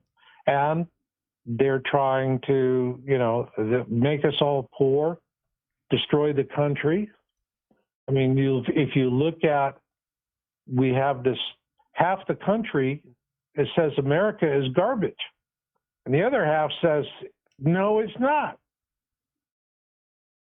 A lot of people think we're garbage right now. Yeah, most of the world thinks we are garbage right now, though. Yeah, I mean, and they've always been that way with us. There's all of this hate America first stuff. Well, if you want to destroy a country, a lot of haters. You got to have haters. Right. And so there has to be a lot. But all of this has been building. The reason why they hate Trump so much is he's disrupting their plans. And what he's going to do is the real fight here is not who's sitting there controlling whatever in Washington. The real fight is the central bank. The central bank is global. It has tentacles everywhere. Central banks are in every country virtually. And it's all fiat crap money. It's worthless. And that's who they're really after. Because the adversity, the difficulty that we have in our lives is there. I mean, they can say, yeah, the economy's been better than it's ever been before. But there's more credit card debt than ever before. There's more student debt than ever before. the country's in a hawk up to its ass, in debt every which way, because we're sitting there having to borrow fiat currency. So this really, what's happening right now is the patriots, these are people that they believe in the Constitution. They're true conservatives. And they're looking at the globalists and how they came in and what they did. The Obama administration was corrupt. This is what people are going to learn. They're going to see the corruption. They're going to see Clinton's corruption. They're going to see how we were sold out. And all of this was triggered, all of this in the final analysis. When did this begin? When did the patriots decide enough was enough? And that was when it was, okay, we're going to take you on, was Benghazi. Benghazi is where this all started. And it was after that they just said, okay, we have to do something. Because all Benghazi was, it was one of Hillary Clinton's Fast and Furious deals that went south. She said it was a YouTube video that got everybody angry. I was like, that's so lame. Where'd they get that? Must have run out of ideas. That's what set it off, and those people died. And for the military, it was like, it was your scandal, but it was our people. And that was the line in the sand, was Benghazi.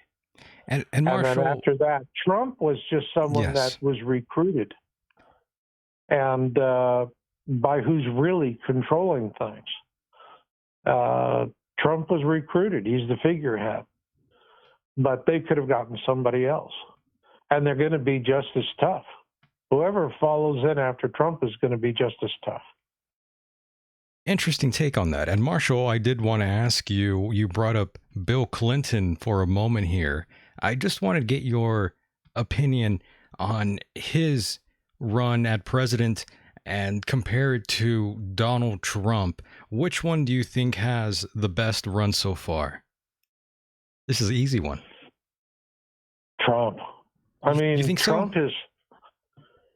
I look at this, the reason why I got into this, I mean, if you guys look at Yao's or whatever, you're saying, really, when I first started, I was doing some politics and then I just quit doing it. But now I follow it because it's directly related to what's happening with Planet X that's coming and who's in power when it gets here. And that to me is really important. And if I want to compare, for example, Obama to Trump,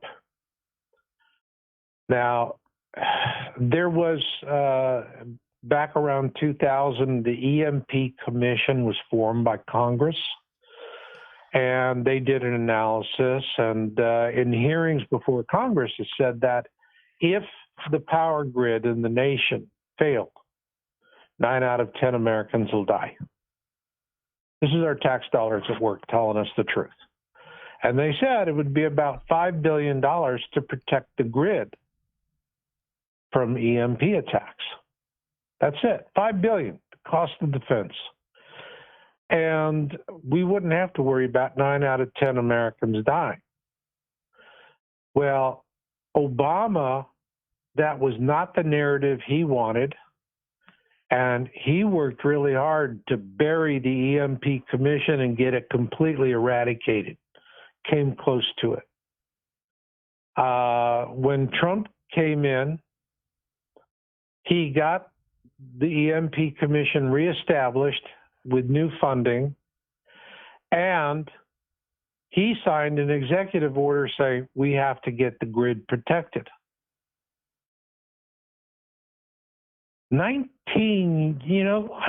almost 20 years knowing this information. And only now do we have a president who takes action. Okay?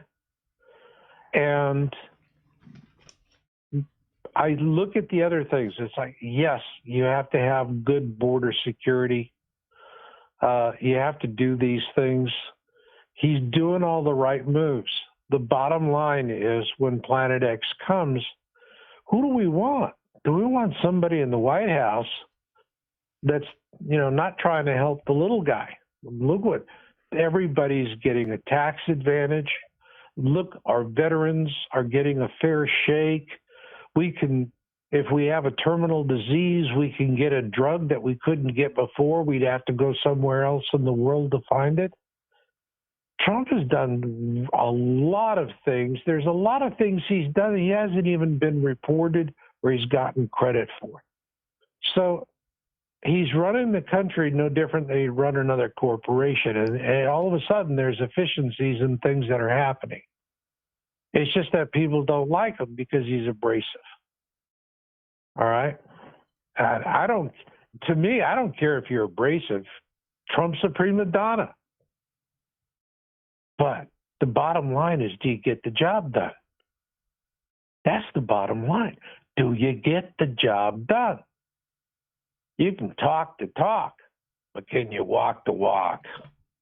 Trump walks the walk. Well, that sounds all good and everything, Marshall, but I have to be honest with you. I'm still very much appreciative of Bill Clinton and his run at president. And the reason why is because basically he got blown in the Oval Office. I still think that is remarkable and something that will never happen again.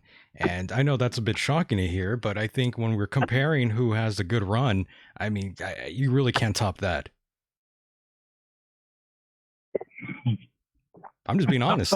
I'm just being honest. You know, I mean, so, a White House BJ. I mean, you can't beat that, Marshall. I mean, who's going to top that? Good Lord. Yeah, you got a point. You got a point. You got a point. I got to give you that one. You got to get. That's one Trump can't top. He can't top. He can't trump that one for sure. No, no. No, I mean, Clinton no one did that. Yeah, Clinton. You know, Clinton was the one. Wow. Who got China in the WTO and told us all kinds of wonderful good things. And look what we have now. And it was Bush before him that got us into NAFTA. Did you really? By the way, do you not like George Bush? By the way, Jr. I didn't like Bush. I didn't like Bush. I didn't like either Bush. I didn't like Bush. I didn't like either Bush. I didn't like Clinton. I didn't like Obama.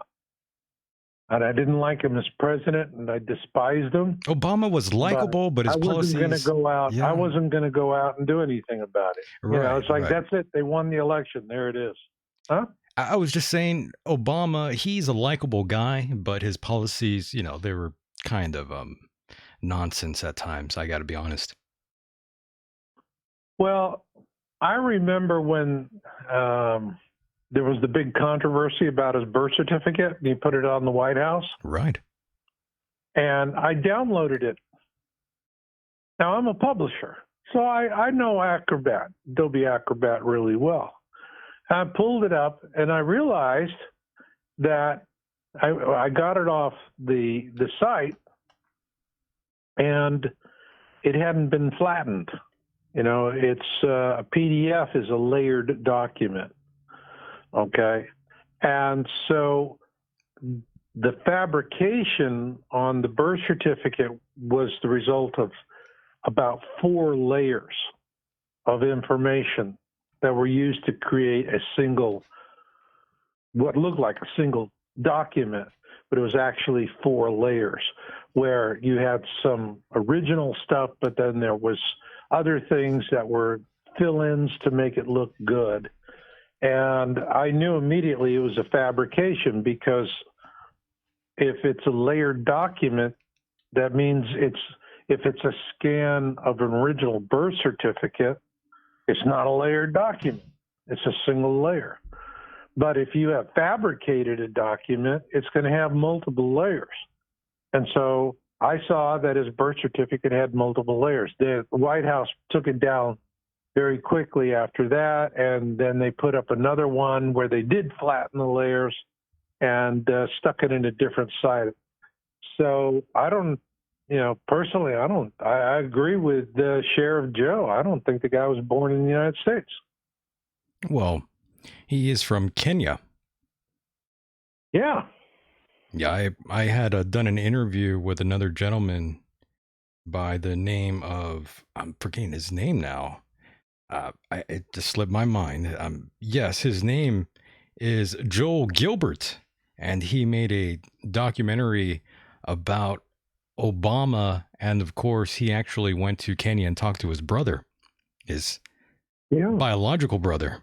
And, well, his brother did not put over Obama, and he interviewed Malik Obama.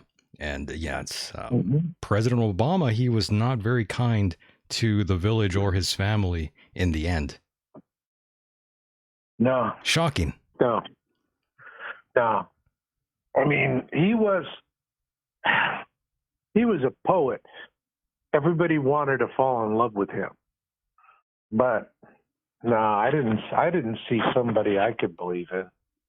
And you look at his foreign policy. I mean, my God, sending plane loads of cash to Iran. What did we know? That was a bum deal that we got out of that. Draw a line in the sand. Didn't do anything about it. He always, everybody was. It was just he was the big black hope, and everybody was, oh my gosh, he's going to give us a kumbaya world. He sold out. It was how he got the presidency, and when he got elected, it was feathering his nest. I mean, he wasn't. How much money was he worth before he went into office, and how much money is he worth now? How did he make $16 million while he was president?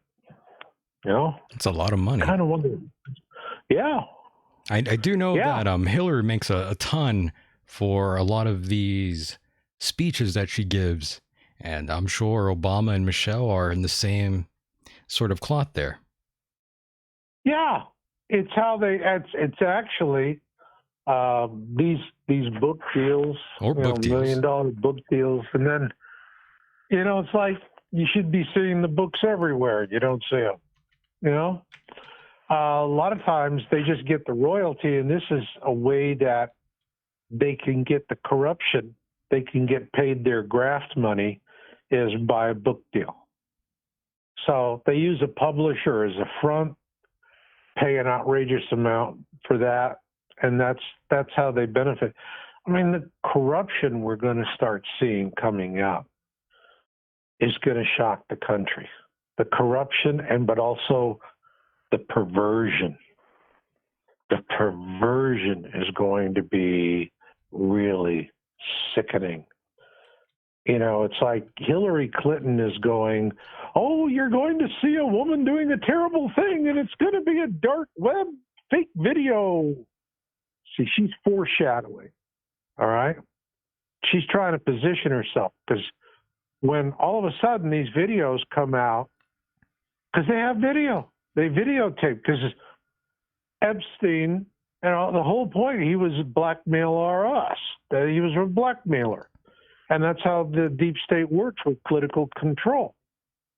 All right. As a matter of fact, it's one of the chief justices of the Supreme Court, Roberts, when he flip-flopped on Obamacare and other things, he flip-flopped on that and then disappeared for 2 weeks, went on vacation.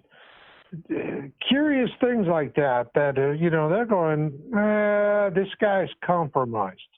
They got some dirt on him. He did something and they got dirt on him. He doesn't want it to come out. And they're going to drop the hammer on him. And there's all this ugliness, but we're going to see what they have videos of what they did to women and children that are grotesque. I mean, this is ritual sacrifice of human beings for Satan worship. It's interesting you say that, because, of course, we did see what went on with Jeffrey Epstein, and, of course, all the botched work that went on there. Completely embarrassing, in my opinion, the way all of this was handled, the way the cameras just suddenly went down and weren't working, and, of course, the guards fell asleep, and all of a sudden he's gone. Yeah, and the autopsy, and there you go. It was But what's, in my mind, Epstein was worth more to the government dead than alive. Did you know that this was a suicide-proof? Department of Justice. This was a suicide-proof. This was a suicide-proof room, by the way, Marshall. Pardon? I said this was a suicide-proof room. Yeah. Well, I mean, he suicided, like people that stab themselves in the back 18 times and throw themselves off a 30-foot building. Yes. That's that kind of suiciding. And they do it. But the thing about Epstein was, I think they allowed Epstein to go into that facility knowing the deep state could get to him there. It would be a facility that, at face value, would have the sufficient security that the prisoner would be safe. But they probably knew that, there were a lot of deep plants there and that they'd get to him. And so my thinking is one of two things happened. One is they got to him and he's dead. Or this was a cover-up and he's probably had, he's recovering from facial surgery, from cosmetic surgery, and, he's going to wind up running a falafel stand in Syria or something. Yes. But he'll get to live. But either way, is if he's officially dead, and he is officially dead, his attorneys cannot block new evidence coming into the court because the Epstein trial has a lot of co-defendants and co-conspirators. Right. So they can continue the investigation. And now that Epstein's dead, there's absolutely nothing the deep state can do to prevent information becoming submitted legally to the court in binding. And Marshall, when you said there are videotapes of these sort of things going on, allegedly, you might be right about that because, like we're just talking about now with Jeffrey Epstein. Look at this guy. Look at the way he had all this power, and allegedly he was blackmailing all these people. And of course, we do have Prince Andrew, who was tied with one Jeffrey Epstein, who, for those that don't know, still remains uninvestigated by the London police. I mean, give me a break. Isn't that ridiculous, Marshall? Absolutely. It's, it's a bifurcated justice system.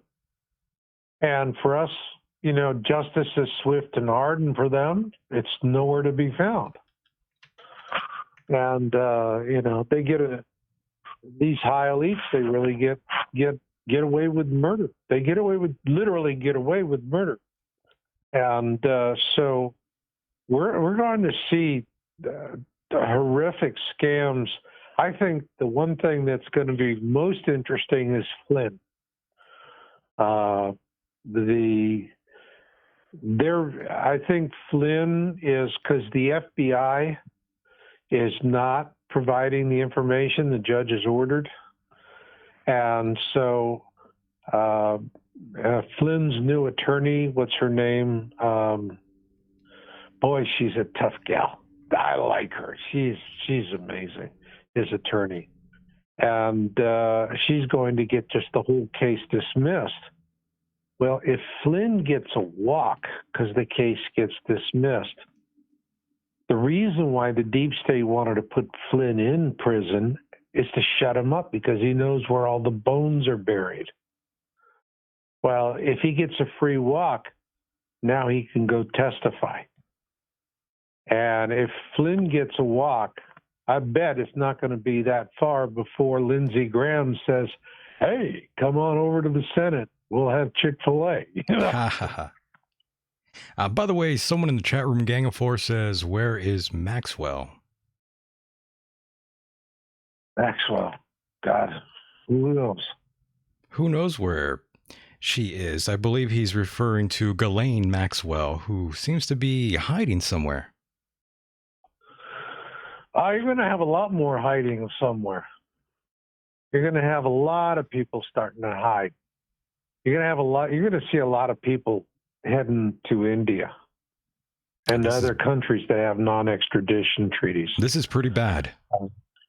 Yeah. Especially when the mainstream media just goes completely dark, no pun intended, Marshall, with Jeffrey Epstein and all the coverage that should be on him.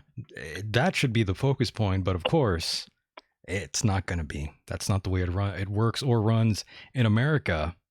Not at all.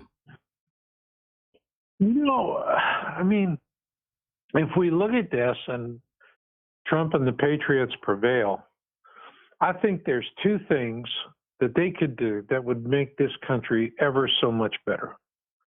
The first thing would be all of the FCC used to have wonderful anti-concentration laws that prevented, one company from owning a whole bunch of media outlets. They could own a few, but they couldn't, not where they're having hundreds of them. I'd like to see where they break it up so you can't have 5 corporations that control all of the media, because we see where that gets us. When I was at CNN in the 80s, at that time, there was a lot of competition in the news business, and they were up against about, 50 other media outlets. And so it wasn't about saying, what's the 4 a.m. talking points? It was about going out and doing investigative journalism and finding that big story to pull the numbers. They don't do that anymore. So I'd like to see where you can't have concentration. I want to see everything broken up again. Yeah, that'll be hard. The Republicans, because they're not going to. The Republicans are the ones that pretty much got rid of the anti-concentration laws. That's the reason why you can hear Rush Limbaugh from coast to coast if you're a truck driver. You just keep tuning your radio as you pass through new towns. But the other thing is for Washington, for them to disembowel Washington, where agencies are sent to other states, period. So they would take, literally, Washington would be gutted. Half of the bureaucracies are shipped elsewhere in the country. And they do that, then you don't have this deep state cabal that's being controlled by a certain group. It's diversified. You can't do that. And I think it'll be better for the country if they gut out Washington after they clean the swamp and get them out there.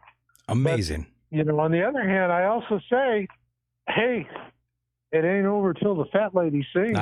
Yes. The globalists could still, we don't know who's going to win this thing. That's right. It's not over. We don't know who's going to win this thing. It's not over until Adele sings, for sure.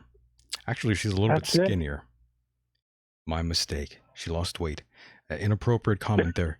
But yes, Marshall, I do want to thank you so much for being a part of the program. And before I do let you go, I did want to get your opinion on the former mayor of America, Rudy Giuliani. To be honest with you, I've never liked him. I was never a fan. Ever since 9/11, I was never a fan of the one former mayor of America, Rudy Giuliani. I have to say, I'm kind of, in a way, I'm kind of glad to see him face a little bit of heat for what he might have or might not have been involved with on the morning of 9/11. I'll just leave it at that, Marshall. But your thoughts and your reactions to some of the mess that perhaps Giuliani is in, Marshall. Go ahead. Well, Giuliani foreshadowed all of this weeks ago. And he said, what you're going to hear is they're going to take me apart, and they're going to have all kinds of stuff. They're going to attack me because you got to kill the messenger. Rudy Giuliani and Trump they're both characters. All right. Right. They're both rogues. But the question is, who are they helping? All right. Giuliani, there's things about him that bother me too, but Sure. when he was mayor, the city ran well. He cleaned up a hell of a mess. And he loves going after nasty people. I remember following Rudy when he was a prosecutor. He was really something else, the way he went after organized crime. I've seen clips, yeah. He took him down. So I think with this, I can see why people don't like Trump or they don't like him, because there's so much politics, there's so much personal destruction politics going on here. And so they're going after him. To me, that's noise. That's magicians have something they call patterns, the jokes, animals flying, pretty girls in skimpy costumes, interesting stories, whatever. That's all part of the patter. And the whole point of the patter is to distract you from the sleight of hand, so you can't see what they're doing. And so when I'm looking at the folks that are up against Trump, I see patter.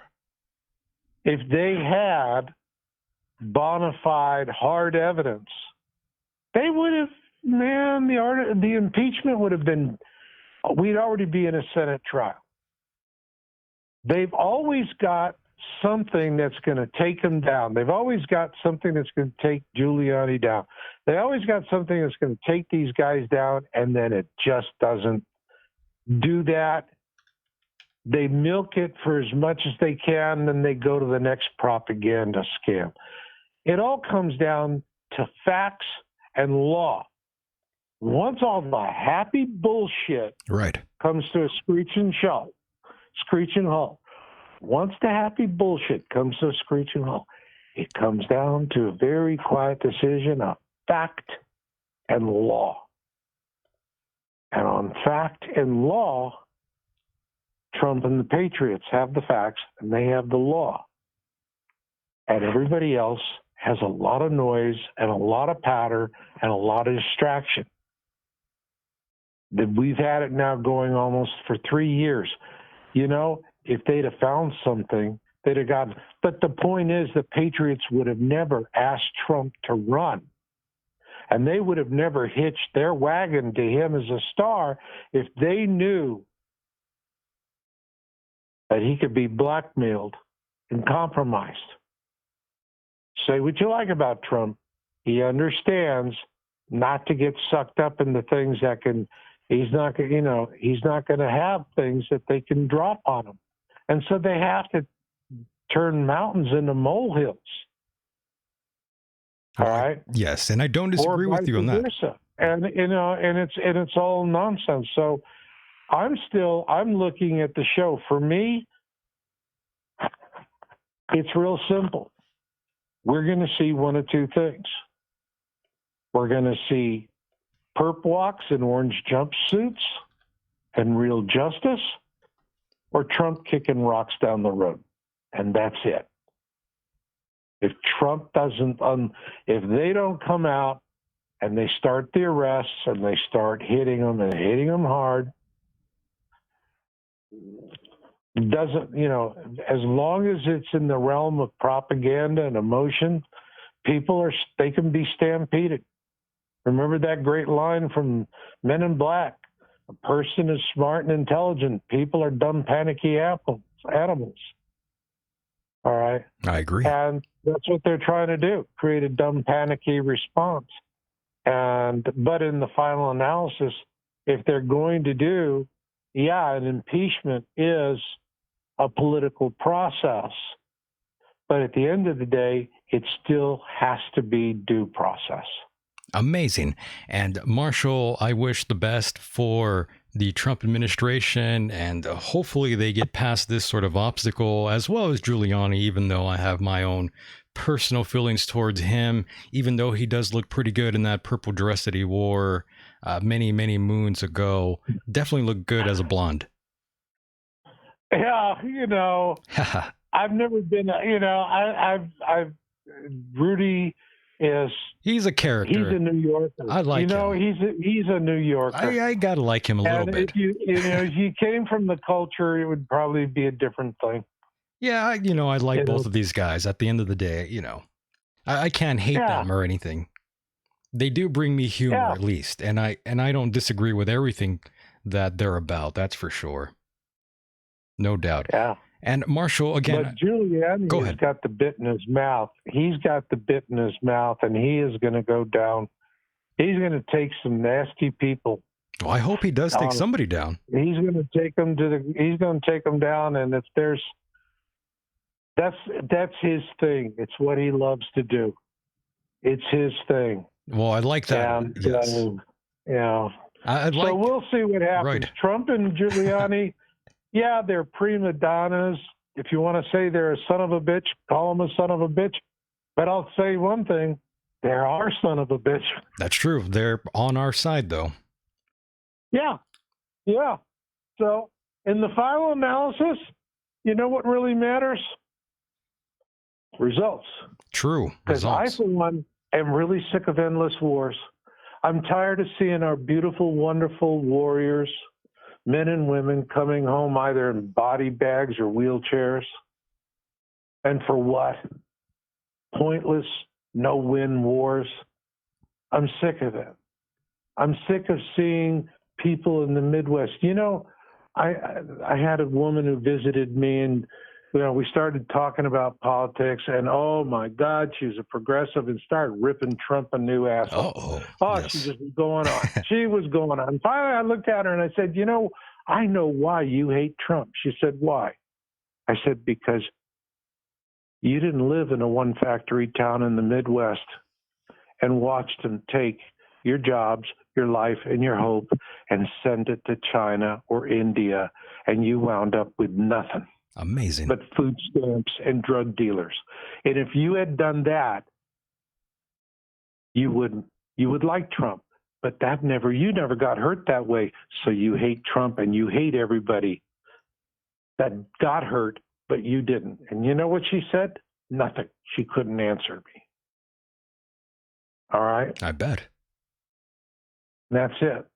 If you saw people getting hurt by what the globalists have done, you saw their children coming home from these endless wars, a complete wreck, PTSD, all of this grief and nonsense. It was nothing, where's the win? Where's the win? No win. So, you know what? If a cocky son of a bitch, a couple of cocky sons of bitches from New York change that, I'm good to go. Yeah, I don't have too many complaints. Yeah. I guess you're right. Yeah. Yeah, but I still got to get you out of El Centro. Jesus Christ, I know, right? Lord, I'm going to die out here. But Marshall, once again, Marshall, thank you so much for being a part of the program. It is always an honor and pleasure and so much fun to talk to you every time we do this. I hope you had fun, Marshall. I do. I love your show. Oh, everyone loves you here too. Once again, Marshall, thank you so much, and we'll do this again on the other side. You got it. All right, brother. Take care. You too. Good night. Cheers. And there he goes, ladies and gentlemen. That was the one and only Mr. Marshall Masters, and there he goes into the dark. For those that don't know, he has been affected by the blackout that is going down here in California, ladies and gentlemen, but he is okay. And don't worry, I'm fine. I'm far away from the fires and all the blackouts, all that nonsense. I'm safe, I promise. But when we return, we might not be that safe. We will be joined by Mr. Mike Rogers in a moment. He has a few words to tell us. That should be interesting. Don't go anywhere. Stay tuned.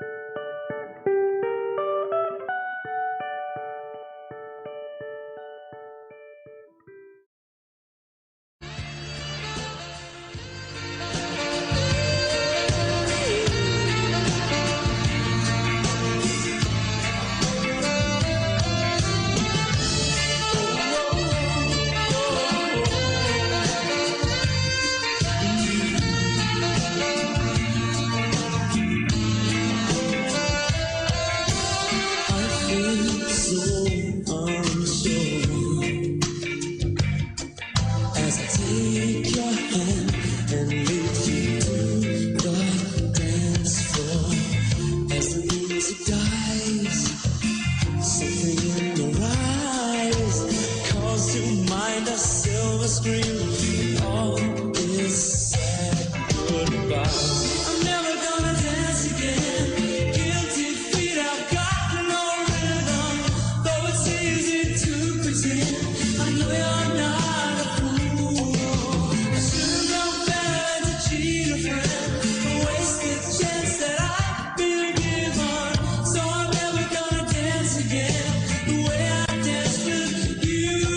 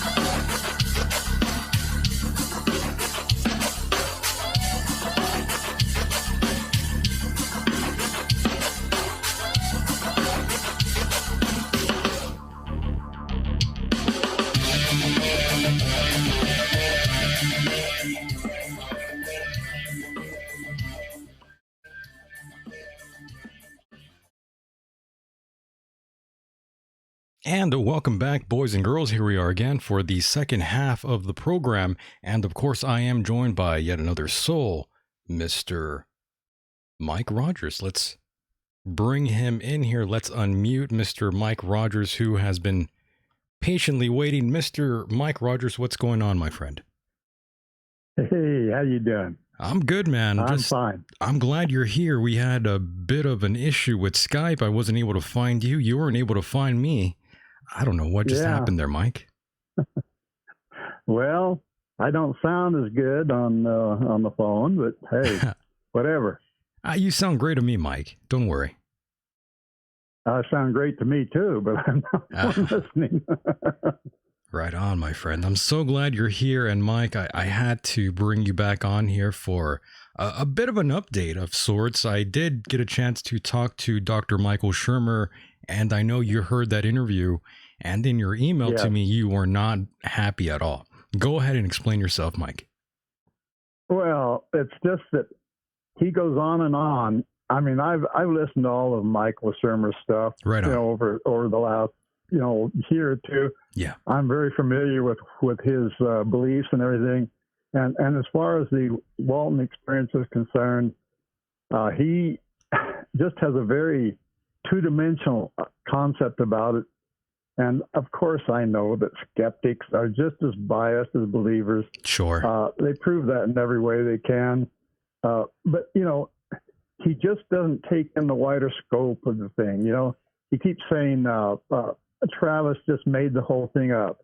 But of course, that doesn't explain the witnesses. That doesn't explain the rest of us. Why doesn't he try taking a stab at that? It's a good question.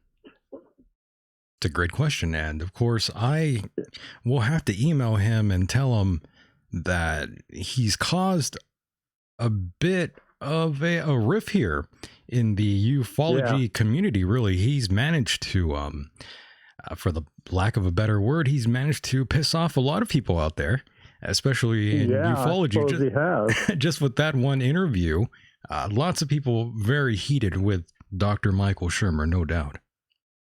Yeah. Well, for a long time, people were kind of downing me, thinking I was a skeptic, and not realizing that all I'm doing as far as the Phoenix Lights are concerned is just bringing reality to bear on it, because I am a realist. And that's all I was doing. And I don't say it wasn't extraterrestrial. I say it might not have been extraterrestrial, but, the wind alignment, really says a lot, and it kind of distracts from the idea of it being of extraterrestrial origin, at least the first event we're talking about here. Yeah. But it doesn't. But I don't say that that's the way it was. It could have been extraterrestrial, and a few people are coming around to that. I'm not a bad guy. I'm not a skeptic. And so that's the way it is. And Michael Shermer, he just attacks it with such seeming single-mindedness, like there aren't any UFOs, so therefore Travis Walton was just making it all up. Amazing.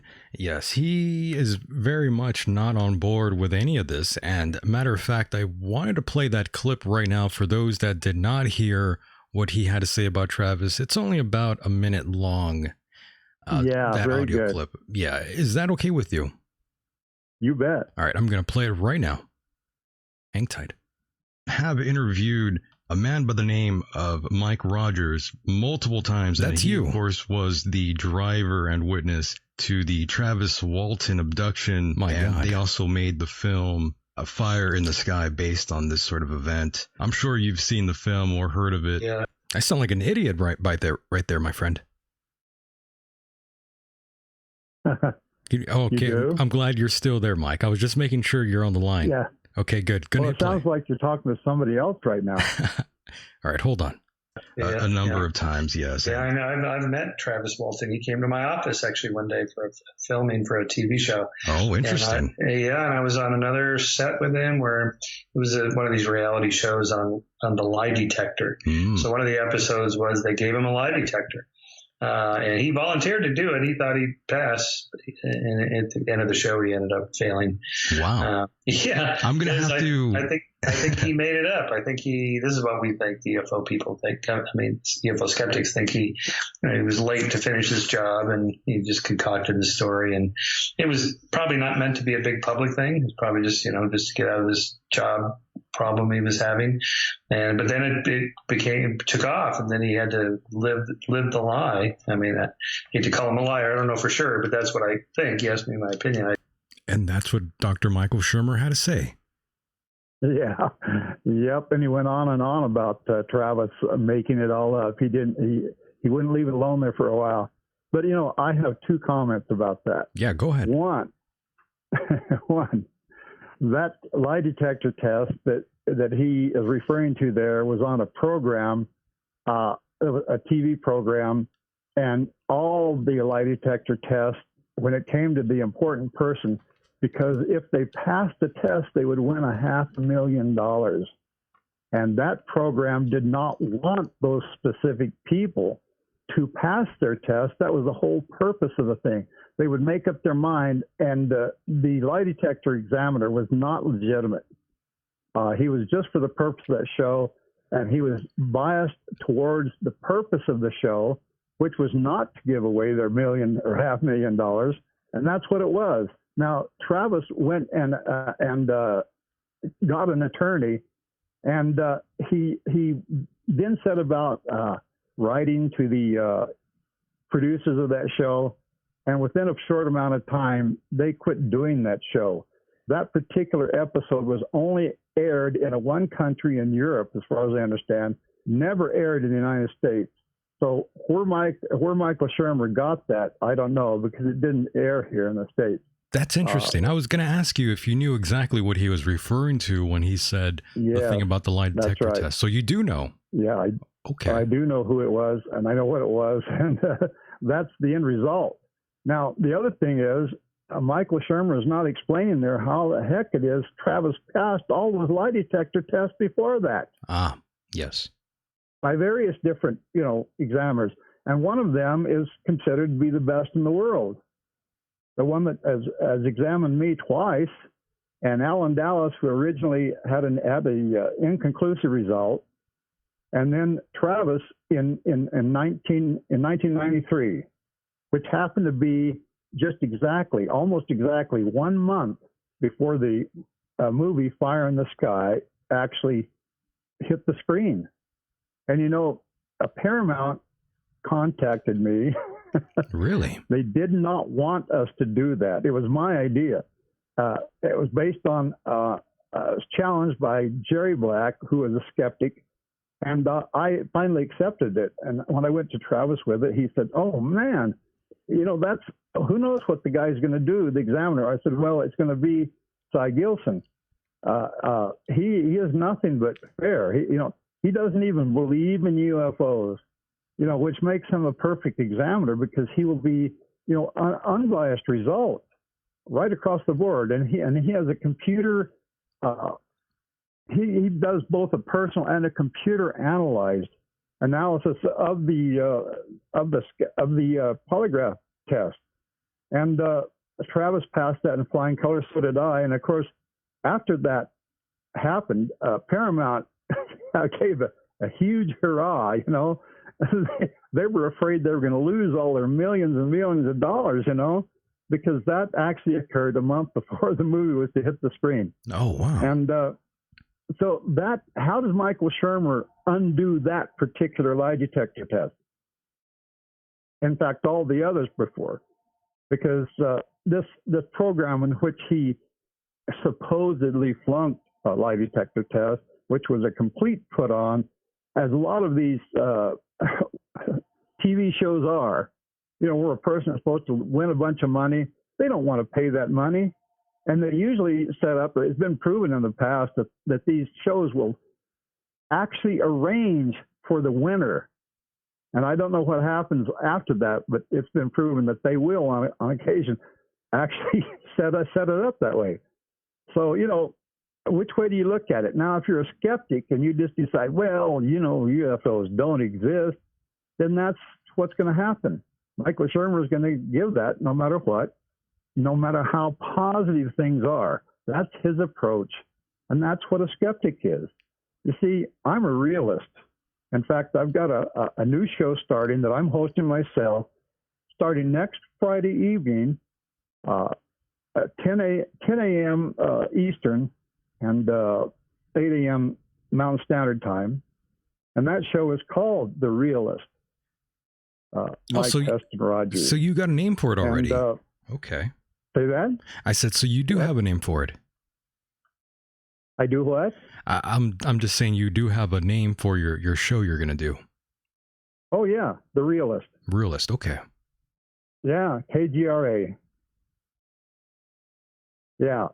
And I was supposed to do a show last night on KGRA. Oh, okay. With Don Eckers, but he called in on cell phone telling the producer in New York, Bill Skywatcher, who then contacted me saying Don Eckers isn't even going to be doing his show, and he hasn't for the last week or two because of fire issues over there in California. Ah, that's right. They apparently had a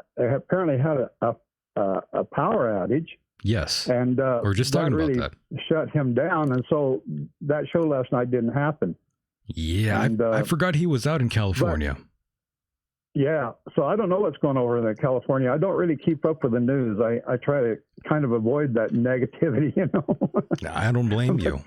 I don't blame you. It's yeah.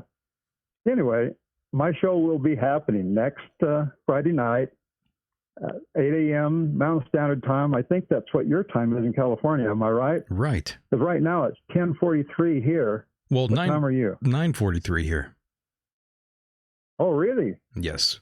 Oh, wait. Yeah, you're right. You're right. I'm sorry. I misread. I looked at the wrong clock. I've got several clocks on the wall here, the various time zones, and our time is 9:43. So we are the same time as you. Yeah, definitely. And when exactly is this going down? The show? Mm-hmm. Yeah, it's going to be on KGRA, which you can get over any kind of digital whatever. They have main studios in Salt Lake and in New York City, and they do like Bill Rogan, and Jimmy Church, all those guys. And now I'm going to be on there too on Fridays. Okay, so it's going to be on Fridays. Prime time spot. Okay, Friday nights only. Yeah, for me, it's a 2-hour show. Nice. I've got several guests lined up for the next several weeks. The first show, they want me to do pretty much a explanation of the show and run through it. And I don't know, it sounds like I'll be bragging on myself in a way, by myself, because I'm used to people asking me questions or asking questions. But I'll be on it by myself. Apparently, that's what they want me to do, so I'm going to do that. Yeah, you invited me to be on with you in the first episode, but they wanted you to do a sort of introduction episode, yes. right? Yeah, I asked you to be on, and I asked Alan B. Smith to be on, like at different times. But yeah, they just want me on there by myself. So, I got to wing it alone. Yeah, that would be good for the very first episode for people to know what the show's about and what you're about, Mike. Yeah. Well, I've got to give a history, kind of, I guess. 2 hours seems like way too much time It's a long to do time. all that. That's or a to long. do that little bit, I should say. Yeah. 2 hours is long, that's man. what they want. Say that? I said 2 hours is pretty long. Yeah, it is. And they don't do like some of these radio places where they have commercials every 15 minutes, Yeah. which ends up being about 11 minutes of actual time, per 1/4 hour. And you end up with about 45 minutes altogether. But this is a 2-hour show with only commercials at the top and the bottom of the hour. So that's the way it's going to be. Are you prepared and, 2 for hours that way is an awful long time. Yeah, it sure is. When you're on there by yourself, you're Right. just going to have to keep on talking, Mike, are you prepared to do this? I mean, it's not going to be that easy. No, well, I'm fully loudmouth qualified, as you know. Yes, sir. But yeah, I got to put together a whole bunch of material. I guess I'm going to go into because explaining what the show is and the purpose of it is only going to take like 10 minutes if I drag it out. So what am I going to do to fill the rest of that time? Well, I can talk about the Walton event, and of course I'm going to talk about the Phoenix Lights, and I'll go through my own personal history, probably from my birth on. I mean, there's a lot of time there to fill. So I'm going to have to do all that. That's I guess right. I can, You're going to have to talk about everything, every little detail, where you went to school, Yeah. where Travis is at right now. Yeah. I had a conversation with Travis for like 4 hours night before last. Mm-hmm. We went to a birthday party for his daughter, Celeste, and her husband, Roy, who happened to be born 4 days and 4 years apart, which is really rather remarkable. But It is. they have a birthday together. They had one together, and all Wow. the greater family, was there. And Travis and I sat there and chatted for, like I say, 4 hours. But, we've had an awful lot of conversation, and he doesn't really like Skype because he says it confuses him. It's too confusing. Well, it's kind of confusing to me. It was kind of confusing to both of us a while ago. Right. It was. And here I am ending up talking on the phone, even though I got one of these really good mics. So you sound way, way better than I do right now. But, I've got a good microphone, so on my own program, I'll sound pretty good. You'll Not sound as good as you. Well, I don't know.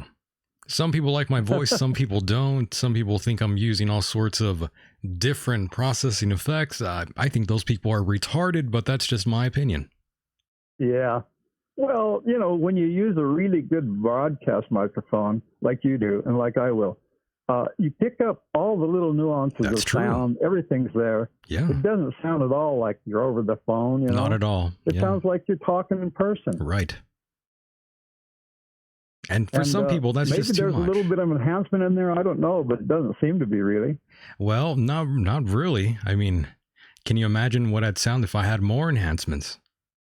Oh, wow. Yeah. Exactly. My point. You could sound like God.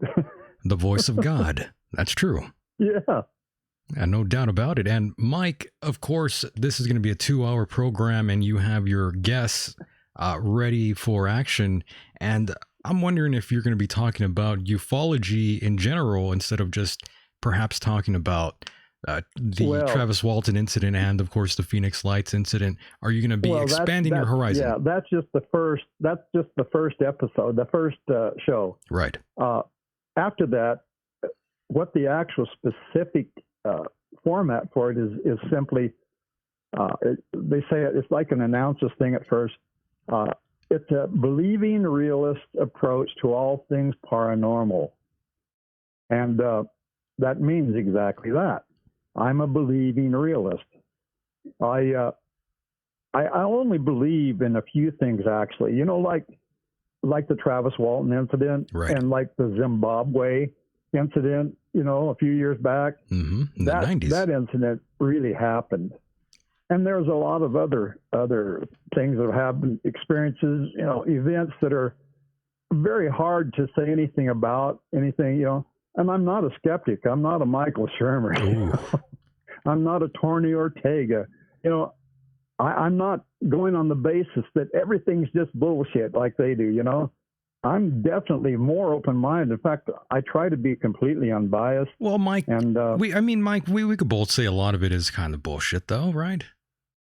A good amount of these stories. If you really come down to it, there are a few things that I just find it very, very hard to believe in. I'm with you on that, There's though. a lot of it that's kind of like, you know, you don't really know one way or the other. And there's Right. a lot of things that you say, yeah, that pretty much sounds to be real. And that's the way it goes. And that's what I'm going to be doing. I'm with you on that one. And of course, you mentioned the Zimbabwe case. That's one of the cases that I always found to be pretty legitimate, in my opinion. I haven't really been able to completely it's debunk extremely credible. It's every bit as credible as Travis Walton. Well, see, that's where people draw the line. Go ahead. I was just going to say, well, that's where some people draw the line.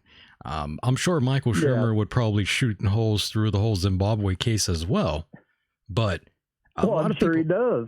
He's got to. I'm sure he does. He's a skeptic. He gets paid. Yeah, it's true. Yeah.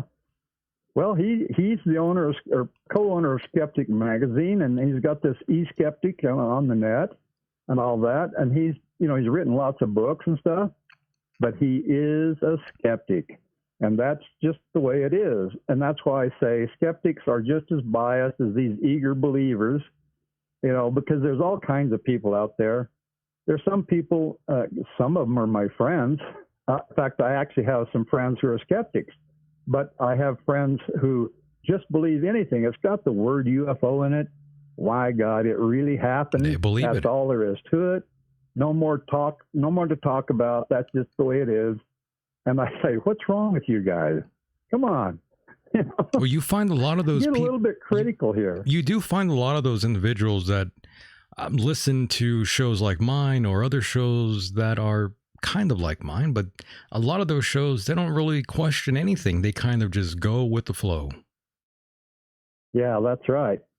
And there's a lot of them like that. And they do that because, it's kind of their particular format, you know. But it is, I understand. I mean, it is catered to a certain demographic of people that don't really have the whole concept or notion of the scientific method anywhere near them. Lots of these people believe everything and anything. They're completely gullible, Yes, they some do. of them. And that's kind of where I draw the line. I don't want my show to be like everyone else's show. I don't like everyone else's show, to be honest with you. Yeah. I can't stand a lot of other shows out there. Yeah. Well, I know you're that way, and that's exactly what drew me to your show originally, because on Coast to Coast, I heard an advertisement, just the end of it, and it was for your show. I don't know if it was an advertisement or just him talking about it. I've been on but there, I remember the words, him saying, you know, somebody said, this Michael Decon show, Michael Decon program, you call it, is a show where people tell the truth until it hurts. That's right. We tell the truth here, no matter how bad it hurts. Yeah, that's right. That's exactly right. And I heard that. And so, by gosh, I looked you up on the net, and there you were. And so I contacted you. And that's why. I'm glad you said that. And there's many people out there behind the scenes at Premiere and Coast to Coast AM who try hard not to let the name be known at all. I wasn't even supposed to be on the show, to be honest with you. They try to hold me back. Well, not just them, lots of other people too, but they had their own personal biasness against me. Yeah. And we'll just leave it at that. Well, you see, there you're talking about a whole thing, and I've already ran into that, you know, being on KGRA, or not yet, but coming.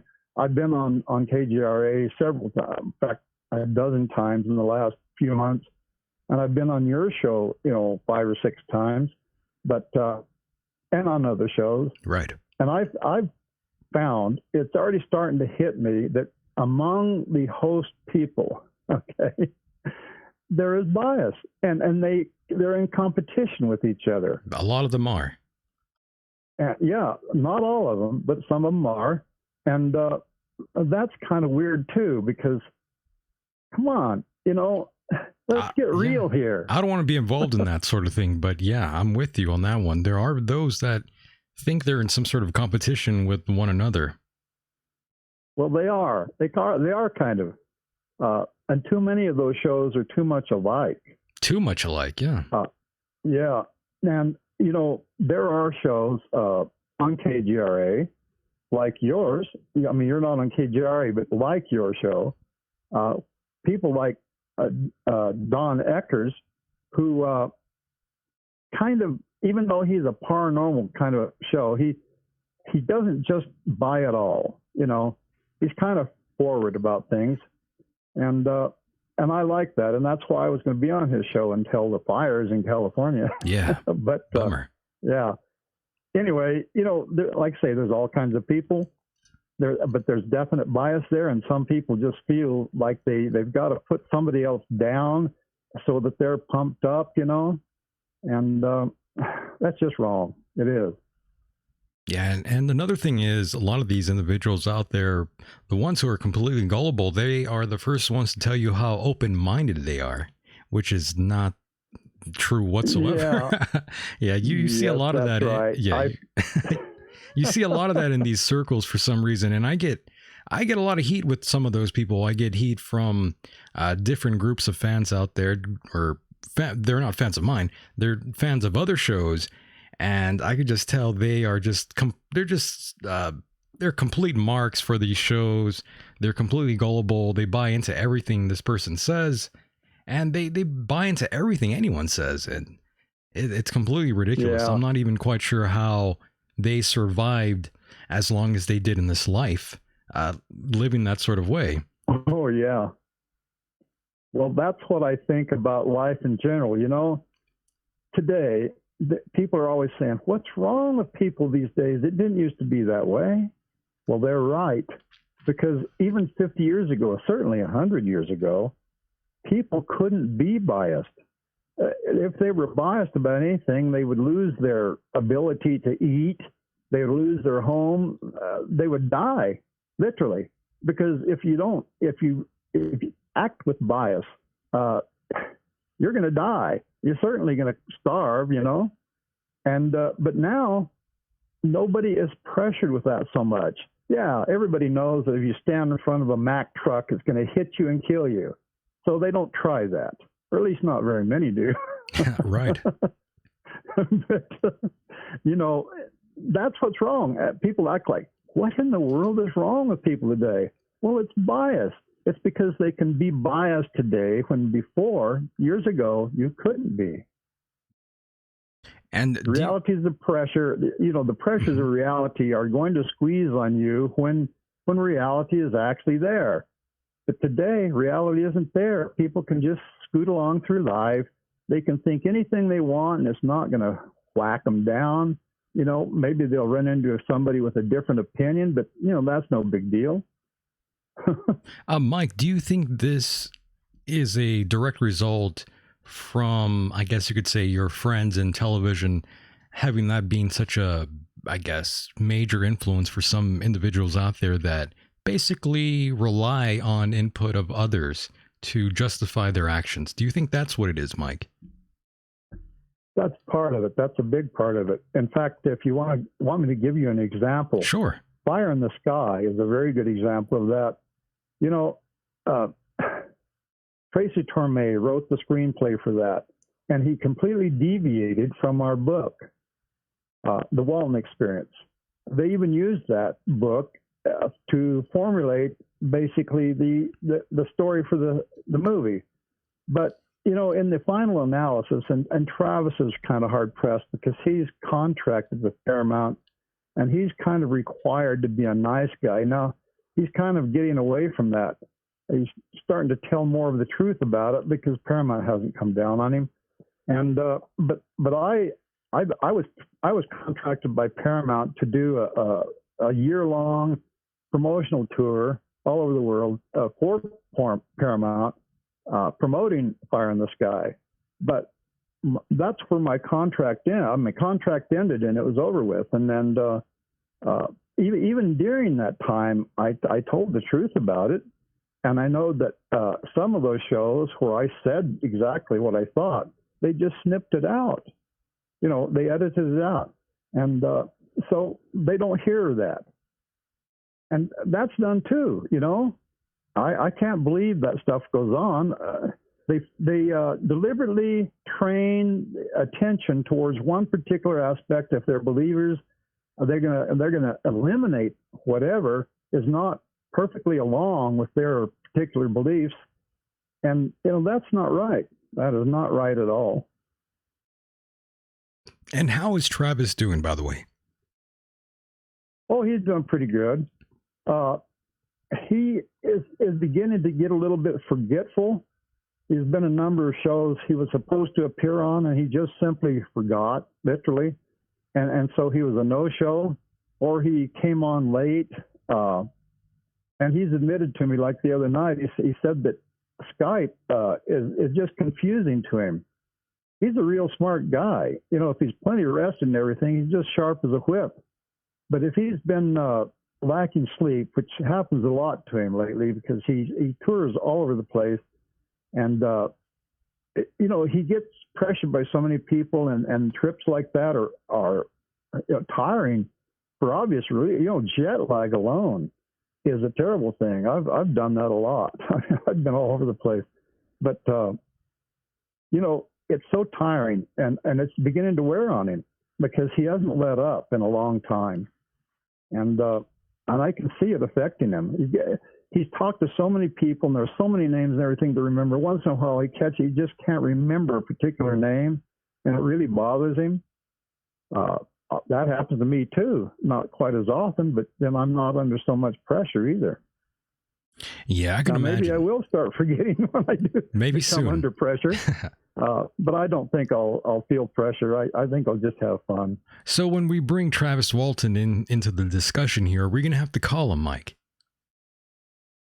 I don't know if he's available or not. You mean right now? Oh, I mean, not right now, but I mean, for our interview with him.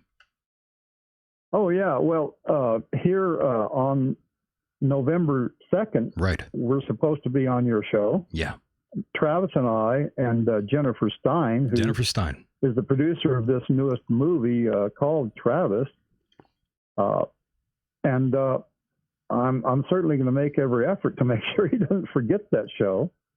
Of course, Jennifer Stein and I can carry on if he should forget, but I don't think that's going to happen. I'm pretty sure he's going to come on. And we have another commemoration show, which would be the 44th commemoration of the Fire in the Sky incident, which isn't called that. It's called that now. Yes. It used to be just the Walton incident, you know. Mm-hmm. But that occurred on November 5th. So when we come on your show on November 2nd, that's just 3 days before that 11/5 commemoration, which will be on KGRA on 11/5, you know, November 5th. And that's going to be exciting too. But, you know, first we're going to be on your show. I like that. Exclusive. Yeah, that's right. I'm with it. And I knew that, and I suggested that. I thank you for that very much. I've been wanting to talk to both of you and Travis together. Matter of fact, I wanted to hear from both of you about the story, and I wanted to know what he first initially thought after you leaving him, Mike. I wanted to know what he thought about that. We'll leave that for the show. I can tell you now what happened, but yeah, we'll leave it for them. Perfect. Yes, I'm excited about this. I'm looking quite forward to talking to you and Travis and Jill. Yes. Yeah. You mean Jennifer? Jennifer, I mean, I don't know why I said Jill. Yeah. Yeah, you already got her Skype connection, though, I think. Yeah, I believe so. If not, we'll set it up in advance.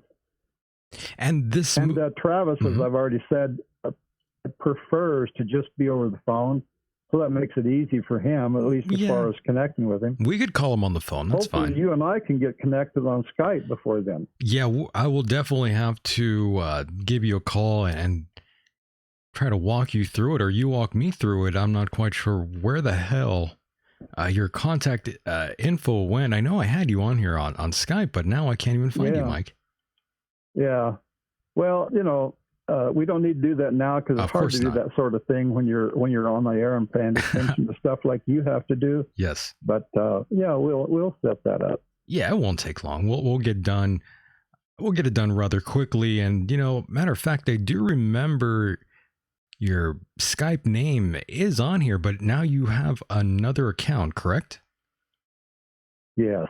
Yeah, you have an original Skype name for me, a connection for me, and it actually changed because that original Skype thing and my email connected to it got hacked into by somebody who just doesn't like me at all. Was it a Russian? And who knows? A Russian operative got you. There's no way of telling, but that definitely happened. And I had to go down and actually get a new name and a new account. Once I did that and that new system kicked in, all of a sudden everything cleared up and I had email and Skype and everything else, but it's under a different heading. It's under a different, originally it was Heston I 1235. And now it's just under my name. And then of course it has the Skype connection, which is a whole bunch of letters and numbers and stuff, which I can't remember right off the top of my head. But yeah. Amazing. And anyway, I sure hope I don't have any of that kind of problem again, because that really messes things up. I know. And whoever's doing it, damn it, don't do that. I'm sorry about that. Yeah, that's not fair.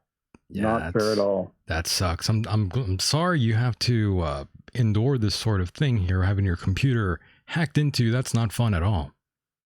No, it's not. Bastards. Whoever it is an amateur, because they were only able to cause a certain amount of problem. And all I had to do is get a new account name, and it cleared up. It immediately cleared up. Now, from what I understand, because I don't do any hacking myself, I could, but I don't. If a person can really mess up your computer, they can just totally screw it up. They can give it a virus that just makes it impossible for that PC to even work anymore.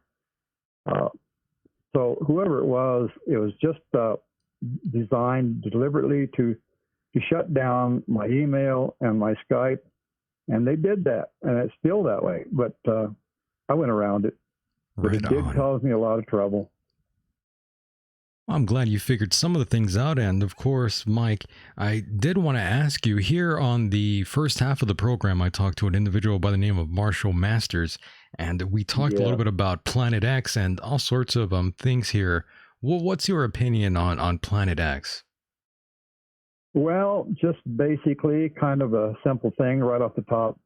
I've read a lot of stuff that he's put out, and this one latest article that's on his site. Yeah, tell me. He starts off by saying, "Hey, I'm now finally going to tell you when we're going to see Planet X." However, for the next several paragraphs in that article, he goes about what I call waffle talking, which is just basically, because at the end he says, and I don't remember exactly the words, but what it means is, you will see Planet X when you see it. Something like that. Amazing. The whole idea was he was supposed to tell us, because that's what he said up front. He now will tell us, when we will see it. Well, why waffle talk? And he didn't meet his promise, So, that's basically where that's at. And on the overview, my particular concept of Planet X is, okay, great. That would be great if it really happens. But mainline science has not seen it. And there have been a number of people who have predicted it, and it hadn't showed. So what's really going on? Mike, you're making me regret that I didn't bring you in during the first half. Yeah. Well, you know, you tend to be, what would you say, accommodating, you know, and I understand that. I've got to do the same thing on my show, at least to a certain extent, but I am going to follow my basic formula, and I'll be nice to somebody. You know, there's going to be guests on. I've got several lined up, but almost everybody could be considered fringe if you're into UFOs or even the paranormal. Sure. And you know, on that basis, even if I happen to like something, I'm kind of obligated, because the show is called The Realist, to have, at least after listening and being basically believing all the way through their particular part of the thing, in the end, in the final analysis, I have to be somewhat critical, and I will be either a lot critical or a little critical or hardly critical at all. But that's the format for the show, and that's what's promised, and so that's what I've got to do. Yeah. But if Masters was on my show, I would be at least medium critical, if not a lot critical, depending on how he would present himself, you know. But yeah, that would be an interesting guest for you to have on your show. Yeah, I'm going to try. Yeah, I would ask him to be on your show. I haven't talked to him yet, but yeah, I mean, that'd be great. If, you know, I kind of dropped the ball. I should have brought you in during the first half of the program. If I would have known you would have said this sort of thing, I would have definitely had you on. There would have been a bit of conflict. It's hard to say everything on email, because, or even on the phone for that matter. I've been so busy lately that I just get, and I know you're so busy, it's hard for you to even look at all your email probably. So, you know, there's a bit of a miscommunication there. Oh, well, I mean, you can always call me, or I could just call you. Yeah, that we should have just done that. Yeah. Yeah. Well, I would have liked to have done that. You can call me. You can call me anytime, Mike. You know that. Come on. Yeah. Well, sure. It's all good. And I have. Yeah. Mm-hmm. And yep. That's. But you know, that's hindsight, and I'll make a foresight. I'll try very hard to get him on one of my upcoming shows. I love that. Yeah. I'll email him and tell him that you would like him to appear on your program for sure. Yeah, well, don't put him off, because I won't. You know, like I say, yeah, yes. I will be accommodating. You know, I'll let them have their say for like at least an hour, and even then, I'm not going to come off as some kind of skeptic. I'm not going to do that, because I'm not a skeptic, and but I will be critical, and if they can't handle that, then they shouldn't be on my show. Well, very true. I don't want you scaring him off, you know. I won't scare him off, but I do scare a lot of people. That's true. You're not wrong about that. Yeah. You're not wrong about that at all. Yeah, you actually scared off Dr. Lynn Catay. Which one is that one again? That's the lady doctor who wrote that book, The Phoenix Light. Oh, that's right. I did scare her off. Yeah, you sure did. Ah, good. Yeah, I've heard a lot about that around the horn. In fact, I think I'm pretty sure that the reason she just cut loose from you, even though she at first said yes, you know, I have a couple of women friends who are actually friends with her, and you know how women are, you know. I certainly do. You know. Oh yeah. Anyway, it came back to me through the grapevine. Through the female grapevine. Oh, the female grapevine. Here we go. It's going to get great here, folks. Yeah. Can't wait. Yeah. You scared her off. I scared her off. She found out that I may be on that show. And that's all she needed to hear, because she don't like me. Ooh. She used to like me. But once I started into the Phoenix Light, just simply by being a realist, not saying it's not extraterrestrial, you know, but just suggesting that it might not be, with documentation. Mike, I'm still. Go ahead. I was just going to say, I'm still baffled that, you know, I did have her ready to go, and I thought we were going to do the interview, and I was going to bring you on without her knowledge. And for some reason, Yeah. it's almost like she knew. Well, I think she did because I talked about it. Like I said, I've got a couple of female friends who are friends with her. Oh, no. and they I heard. think, well, I'm almost certain it just got back to her They that way. stooged us off, She thought Mike. she was going to be sabotaged, and I think that's kind of what you had in mind. In a That's way. exactly what I had in mind. They stooged us off, Mike. Yeah, Bastards. and so it didn't happen. Yeah, Well, now I'm sad. But I'm sure we could You are. find someone else to replace her, right? And we could sort of do the same sort of bit, and we can get it done. No problem. yeah. Well, Peter Davenport of the National UFO Reporting Center. He's afraid of us, though. He won't come and play with He's us. afraid of us. Yeah, And he's he scared. has good reason to be because, in my opinion, and it is my opinion, he exaggerated the entire incident. He's known. And it even shows on what he's done and everything. And I've talked an awful lot to him. Now he's another one of these people who used to be my friend. Oh, Back when he thought I was just a completely believing UFO believing person.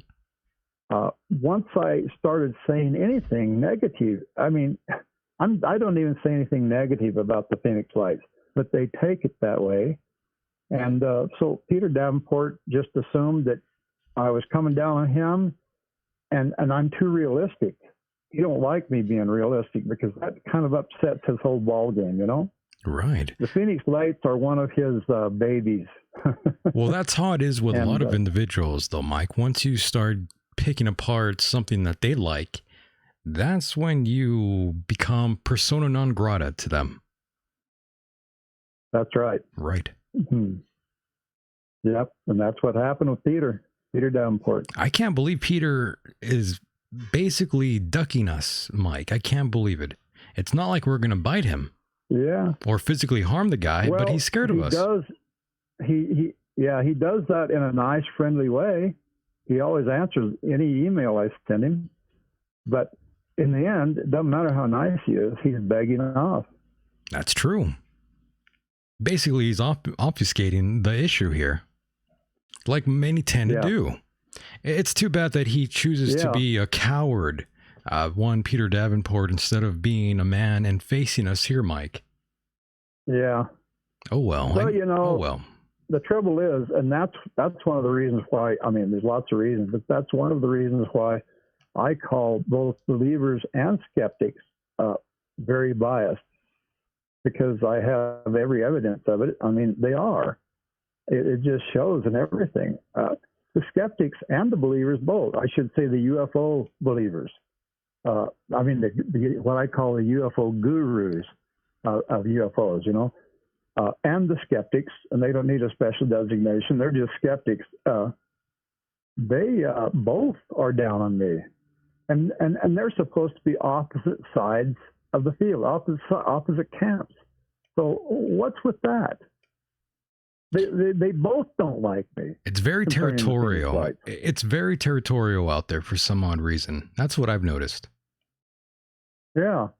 Well, disliking me because of what I say about the Phoenix Lights, it has actually created the first kind of likeness to the skeptics and believers. They used to be widely separated, but at least concerning me, when they come down on me, that's for the first time creating a divergence between the two. Yes. It's weird. That's kind of weird. It's a very unusual sort of dynamic that does go on in the whole quote unquote UFO community, which is basically a joke in my opinion. And you've been to these conferences, you see them waddling around thinking they're kings and queens of the building or something. I don't know what it is, but you definitely see this pompous attitude with a lot of these individuals who are keynote speakers, quote unquote. And it's pretty disgusting. I don't really like to see them walking around thinking they're larger than life when they're only known by not so many people, yet they act like they're celebrities for some odd reason. I don't get that sort of thing at all. Well, UFO gurus, not the believing public, not the UFO community, because they come in all shapes and sizes, True. But UFO gurus, and I like to designate them that way, they are pompous. They definitely are. And the skeptics are too. In fact, I used to think skeptics were the most pompous people on earth. How can anybody just say, no, there's no such thing? Well, unfortunately, the UFO gurus say the same thing the other way. There are UFOs. That's just the way it is. I'm not going to listen to any crap otherwise. You find that a lot of places on all sorts of different subject matters. You have that sort of mentality. And of course, I did want to ask you about another thing that has been going on in the world of ufology. You have this sort of naval sort of I shouldn't say overtake. I should say it's been more of a strange thing to watch. The Navy basically change a few different things in terms of how they conduct these sort of sightings in the air. Yeah. And, that's controversial, but in my opinion, the government, the Navy is the government, the Air Force is the government. They have actually been doing what I consider a trickling out of disclosure. Now, I know that they can't just suddenly say, hey, we've been lying to you people all along, they're not going to do that. But what's been happening with those, what they call the tic-tac sightings or it's gun camera footage, and there's a lot of other things, a lot of other video, and certainly a lot of other personal testimony concerning that, coming from higher ranking people. And that's a form of disclosure. It's a trickling form of disclosure. It's kind of like an introduction to disclosure. By the way, speaking of which, I was going to ask you, there allegedly seems to be another clear footage of the whole Tic Tac body sort of UFO that people saw off over in the coast of San Diego, if I recall correctly, back in 2004. I really should have brought this article out, but this is all off the top of my head here. I do remember seeing this article not so long ago, maybe a couple days ago. There was a guy talking about, a Navy officer was talking about the whole Nimitz sighting, and he said something about there being a clear sort of footage of this, and it showed that the Tic Tac had legs below it, below the body. What do you make of that? Well, I don't know about that for sure. I mean, the legs, okay? That's what he's claiming. But I've seen just about every piece of footage that is out there, and some of that could be questionable. If you're going to really be critical, some of that could be something else. But I think what we're seeing is actual UFOs. In other words, UFOs. That's another term that has become kind of bastardized. True. UFOs means unidentified flying objects, which means anything in the sky that you can't see an identification number on the wing, that's a UFO. Right. But to UFO believers, UFO has become synonymous with extraterrestrial, alien craft. And so you have to kind of make that designation, that kind of a separation of reality to fiction, but so I tend to say UFO too, but that's not really what's going on. When something isn't identified, it's a UFO, but that doesn't mean it's extraterrestrial. But this Navy stuff, this gun camera footage, right, is showing something that I really truly believe is extraterrestrial. It's very interesting, to say the least. Don't know exactly what it is for sure yet, but the footage that I have seen is pretty remarkable, especially the fact that whatever this thing is, it's able to go underwater as well without any issue, and out of the water without any issue. Yes. that does a lot of things which are definitely not conventional aircraft. Not at all. I mean, it's far and gone from conventional. And some people think, well, maybe Skunk Works has produced something that along those lines. Eager believers, of course, think we have created UFOs. I really don't know, but the truth is that if we had something like that, if the government did have something like that, I would think it wouldn't be something that they're acting like they don't know about. Yeah. Unless, of course, the government just acts that way for a particular purpose, you know. I found it interesting, though, that they would definitely change some sort of guidelines for Navy pilots in terms of how they report these things. That's interesting to me.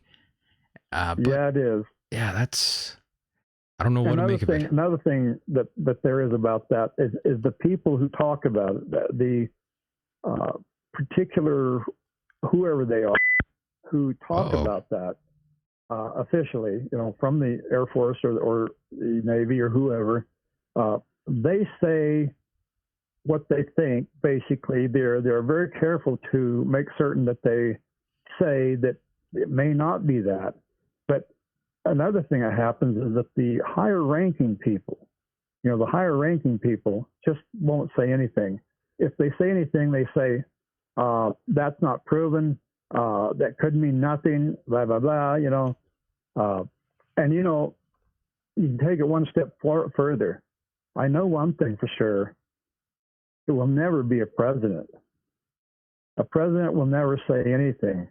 And that could be because they don't know anything. That's true. I have a feeling they don't know everything, or informed about everything, rather. Well, it depends on your particular political persuasion. If you're a Trump hater, then Trump doesn't know anything, you know. But, you know, my personal belief is that the mega rich are the ones that create policy, and all the president, it doesn't make any difference if he's Democrat, Republican, or a socialist or whatever. You know, they're just there because they were elected and because they can make speeches. And otherwise, I don't think they really do know much of anything as far as the government's concerned. That's another way of seeing it, yeah. Yeah. My so goodness. I really don't, you know, I have a couple of hardened Democrats in my family, and they try to argue with me that time, but they've learned, and Mike's not going to discuss it with them because he's of the opinion, very solidly, that the mega rich make the policy. The government is just, the president is just a figurehead, a speech maker. He doesn't know what's going on. And so there's no point in getting all political, you know, hard about it, because it just, in my opinion, it just doesn't make any difference. It really doesn't. At the end of the day, it really does not make a difference. Yeah. Well, you can have a hobby of talking political all you want. Some people just do it because it's fun.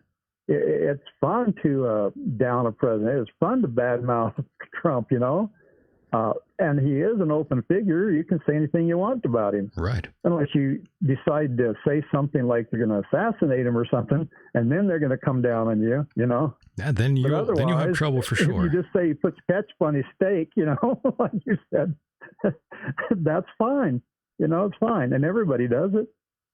Yes. Know? Oh, yes. So now, Mike, I wanted you to also tell the newer listeners that are just joining in right now where they can find your show and at what time again.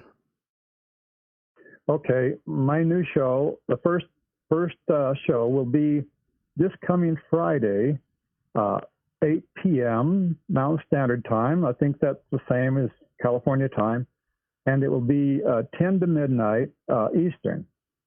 And it's called The Realist with Mike Heston Rogers.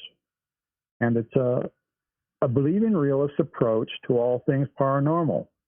Now, there's one thing I didn't say about my show, not the first show, but beginning with the second show.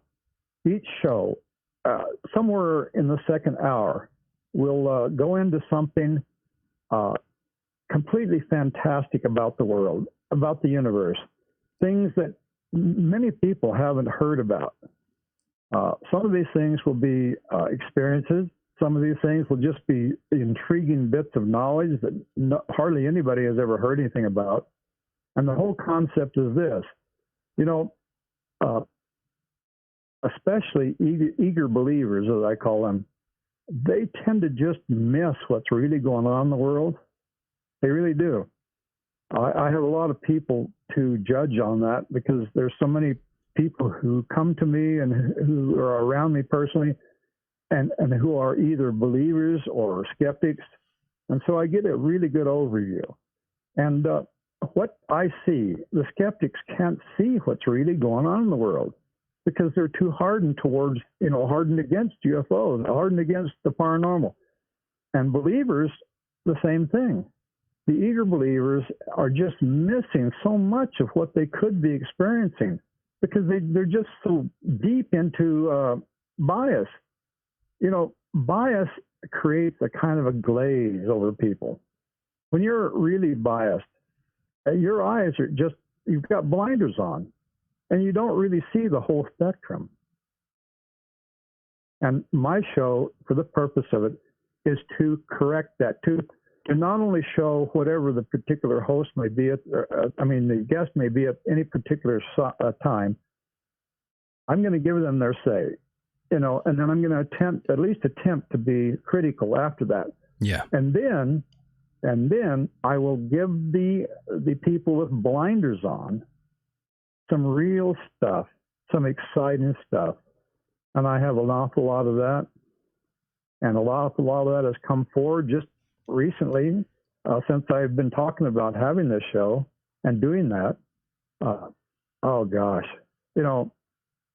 it's amazing. The world, the universe is just absolutely amazing. I agree. And biased people have a glaze. They've got blinders on. They just don't see that. And if they could just quit being biased, and my purpose of my show is to shock them into seeing it. There isn't just UFOs, and especially these silly concepts about UFOs, because there's an awful lot of that out there. And eager believers will say, "Yeah, I don't believe in everything." They'll say it, but they don't show it. That's right. Reality is a whole different thing. And you have to be unbiased to be a realist. I'm not totally unbiased. I know that. But I at least try very hard to be. That's right. And I certainly do that when it comes to decision making. Yes, sir. And that's where it's all at. Well, I'm looking very forward to your new program coming out very soon. And of course, Mike, I did want to make a quick correction. Mountain Time is only 1 hour ahead of Pacific Time. Okay. Oh, yeah. Yeah. But other than that, right. We are good to go, Mike, and I'm looking forward to talking to you again very, very soon, next week, matter of fact, with Travis Walton and and everybody else. Jennifer Stein. Yeah. Yeah. Yeah, she's a great lady. Yeah. I've become very, very good friends with her. And so has Travis. She's the producer of this new movie of Travis's, and it's a really good documentary. It's won all kinds of awards. And so we'll be there.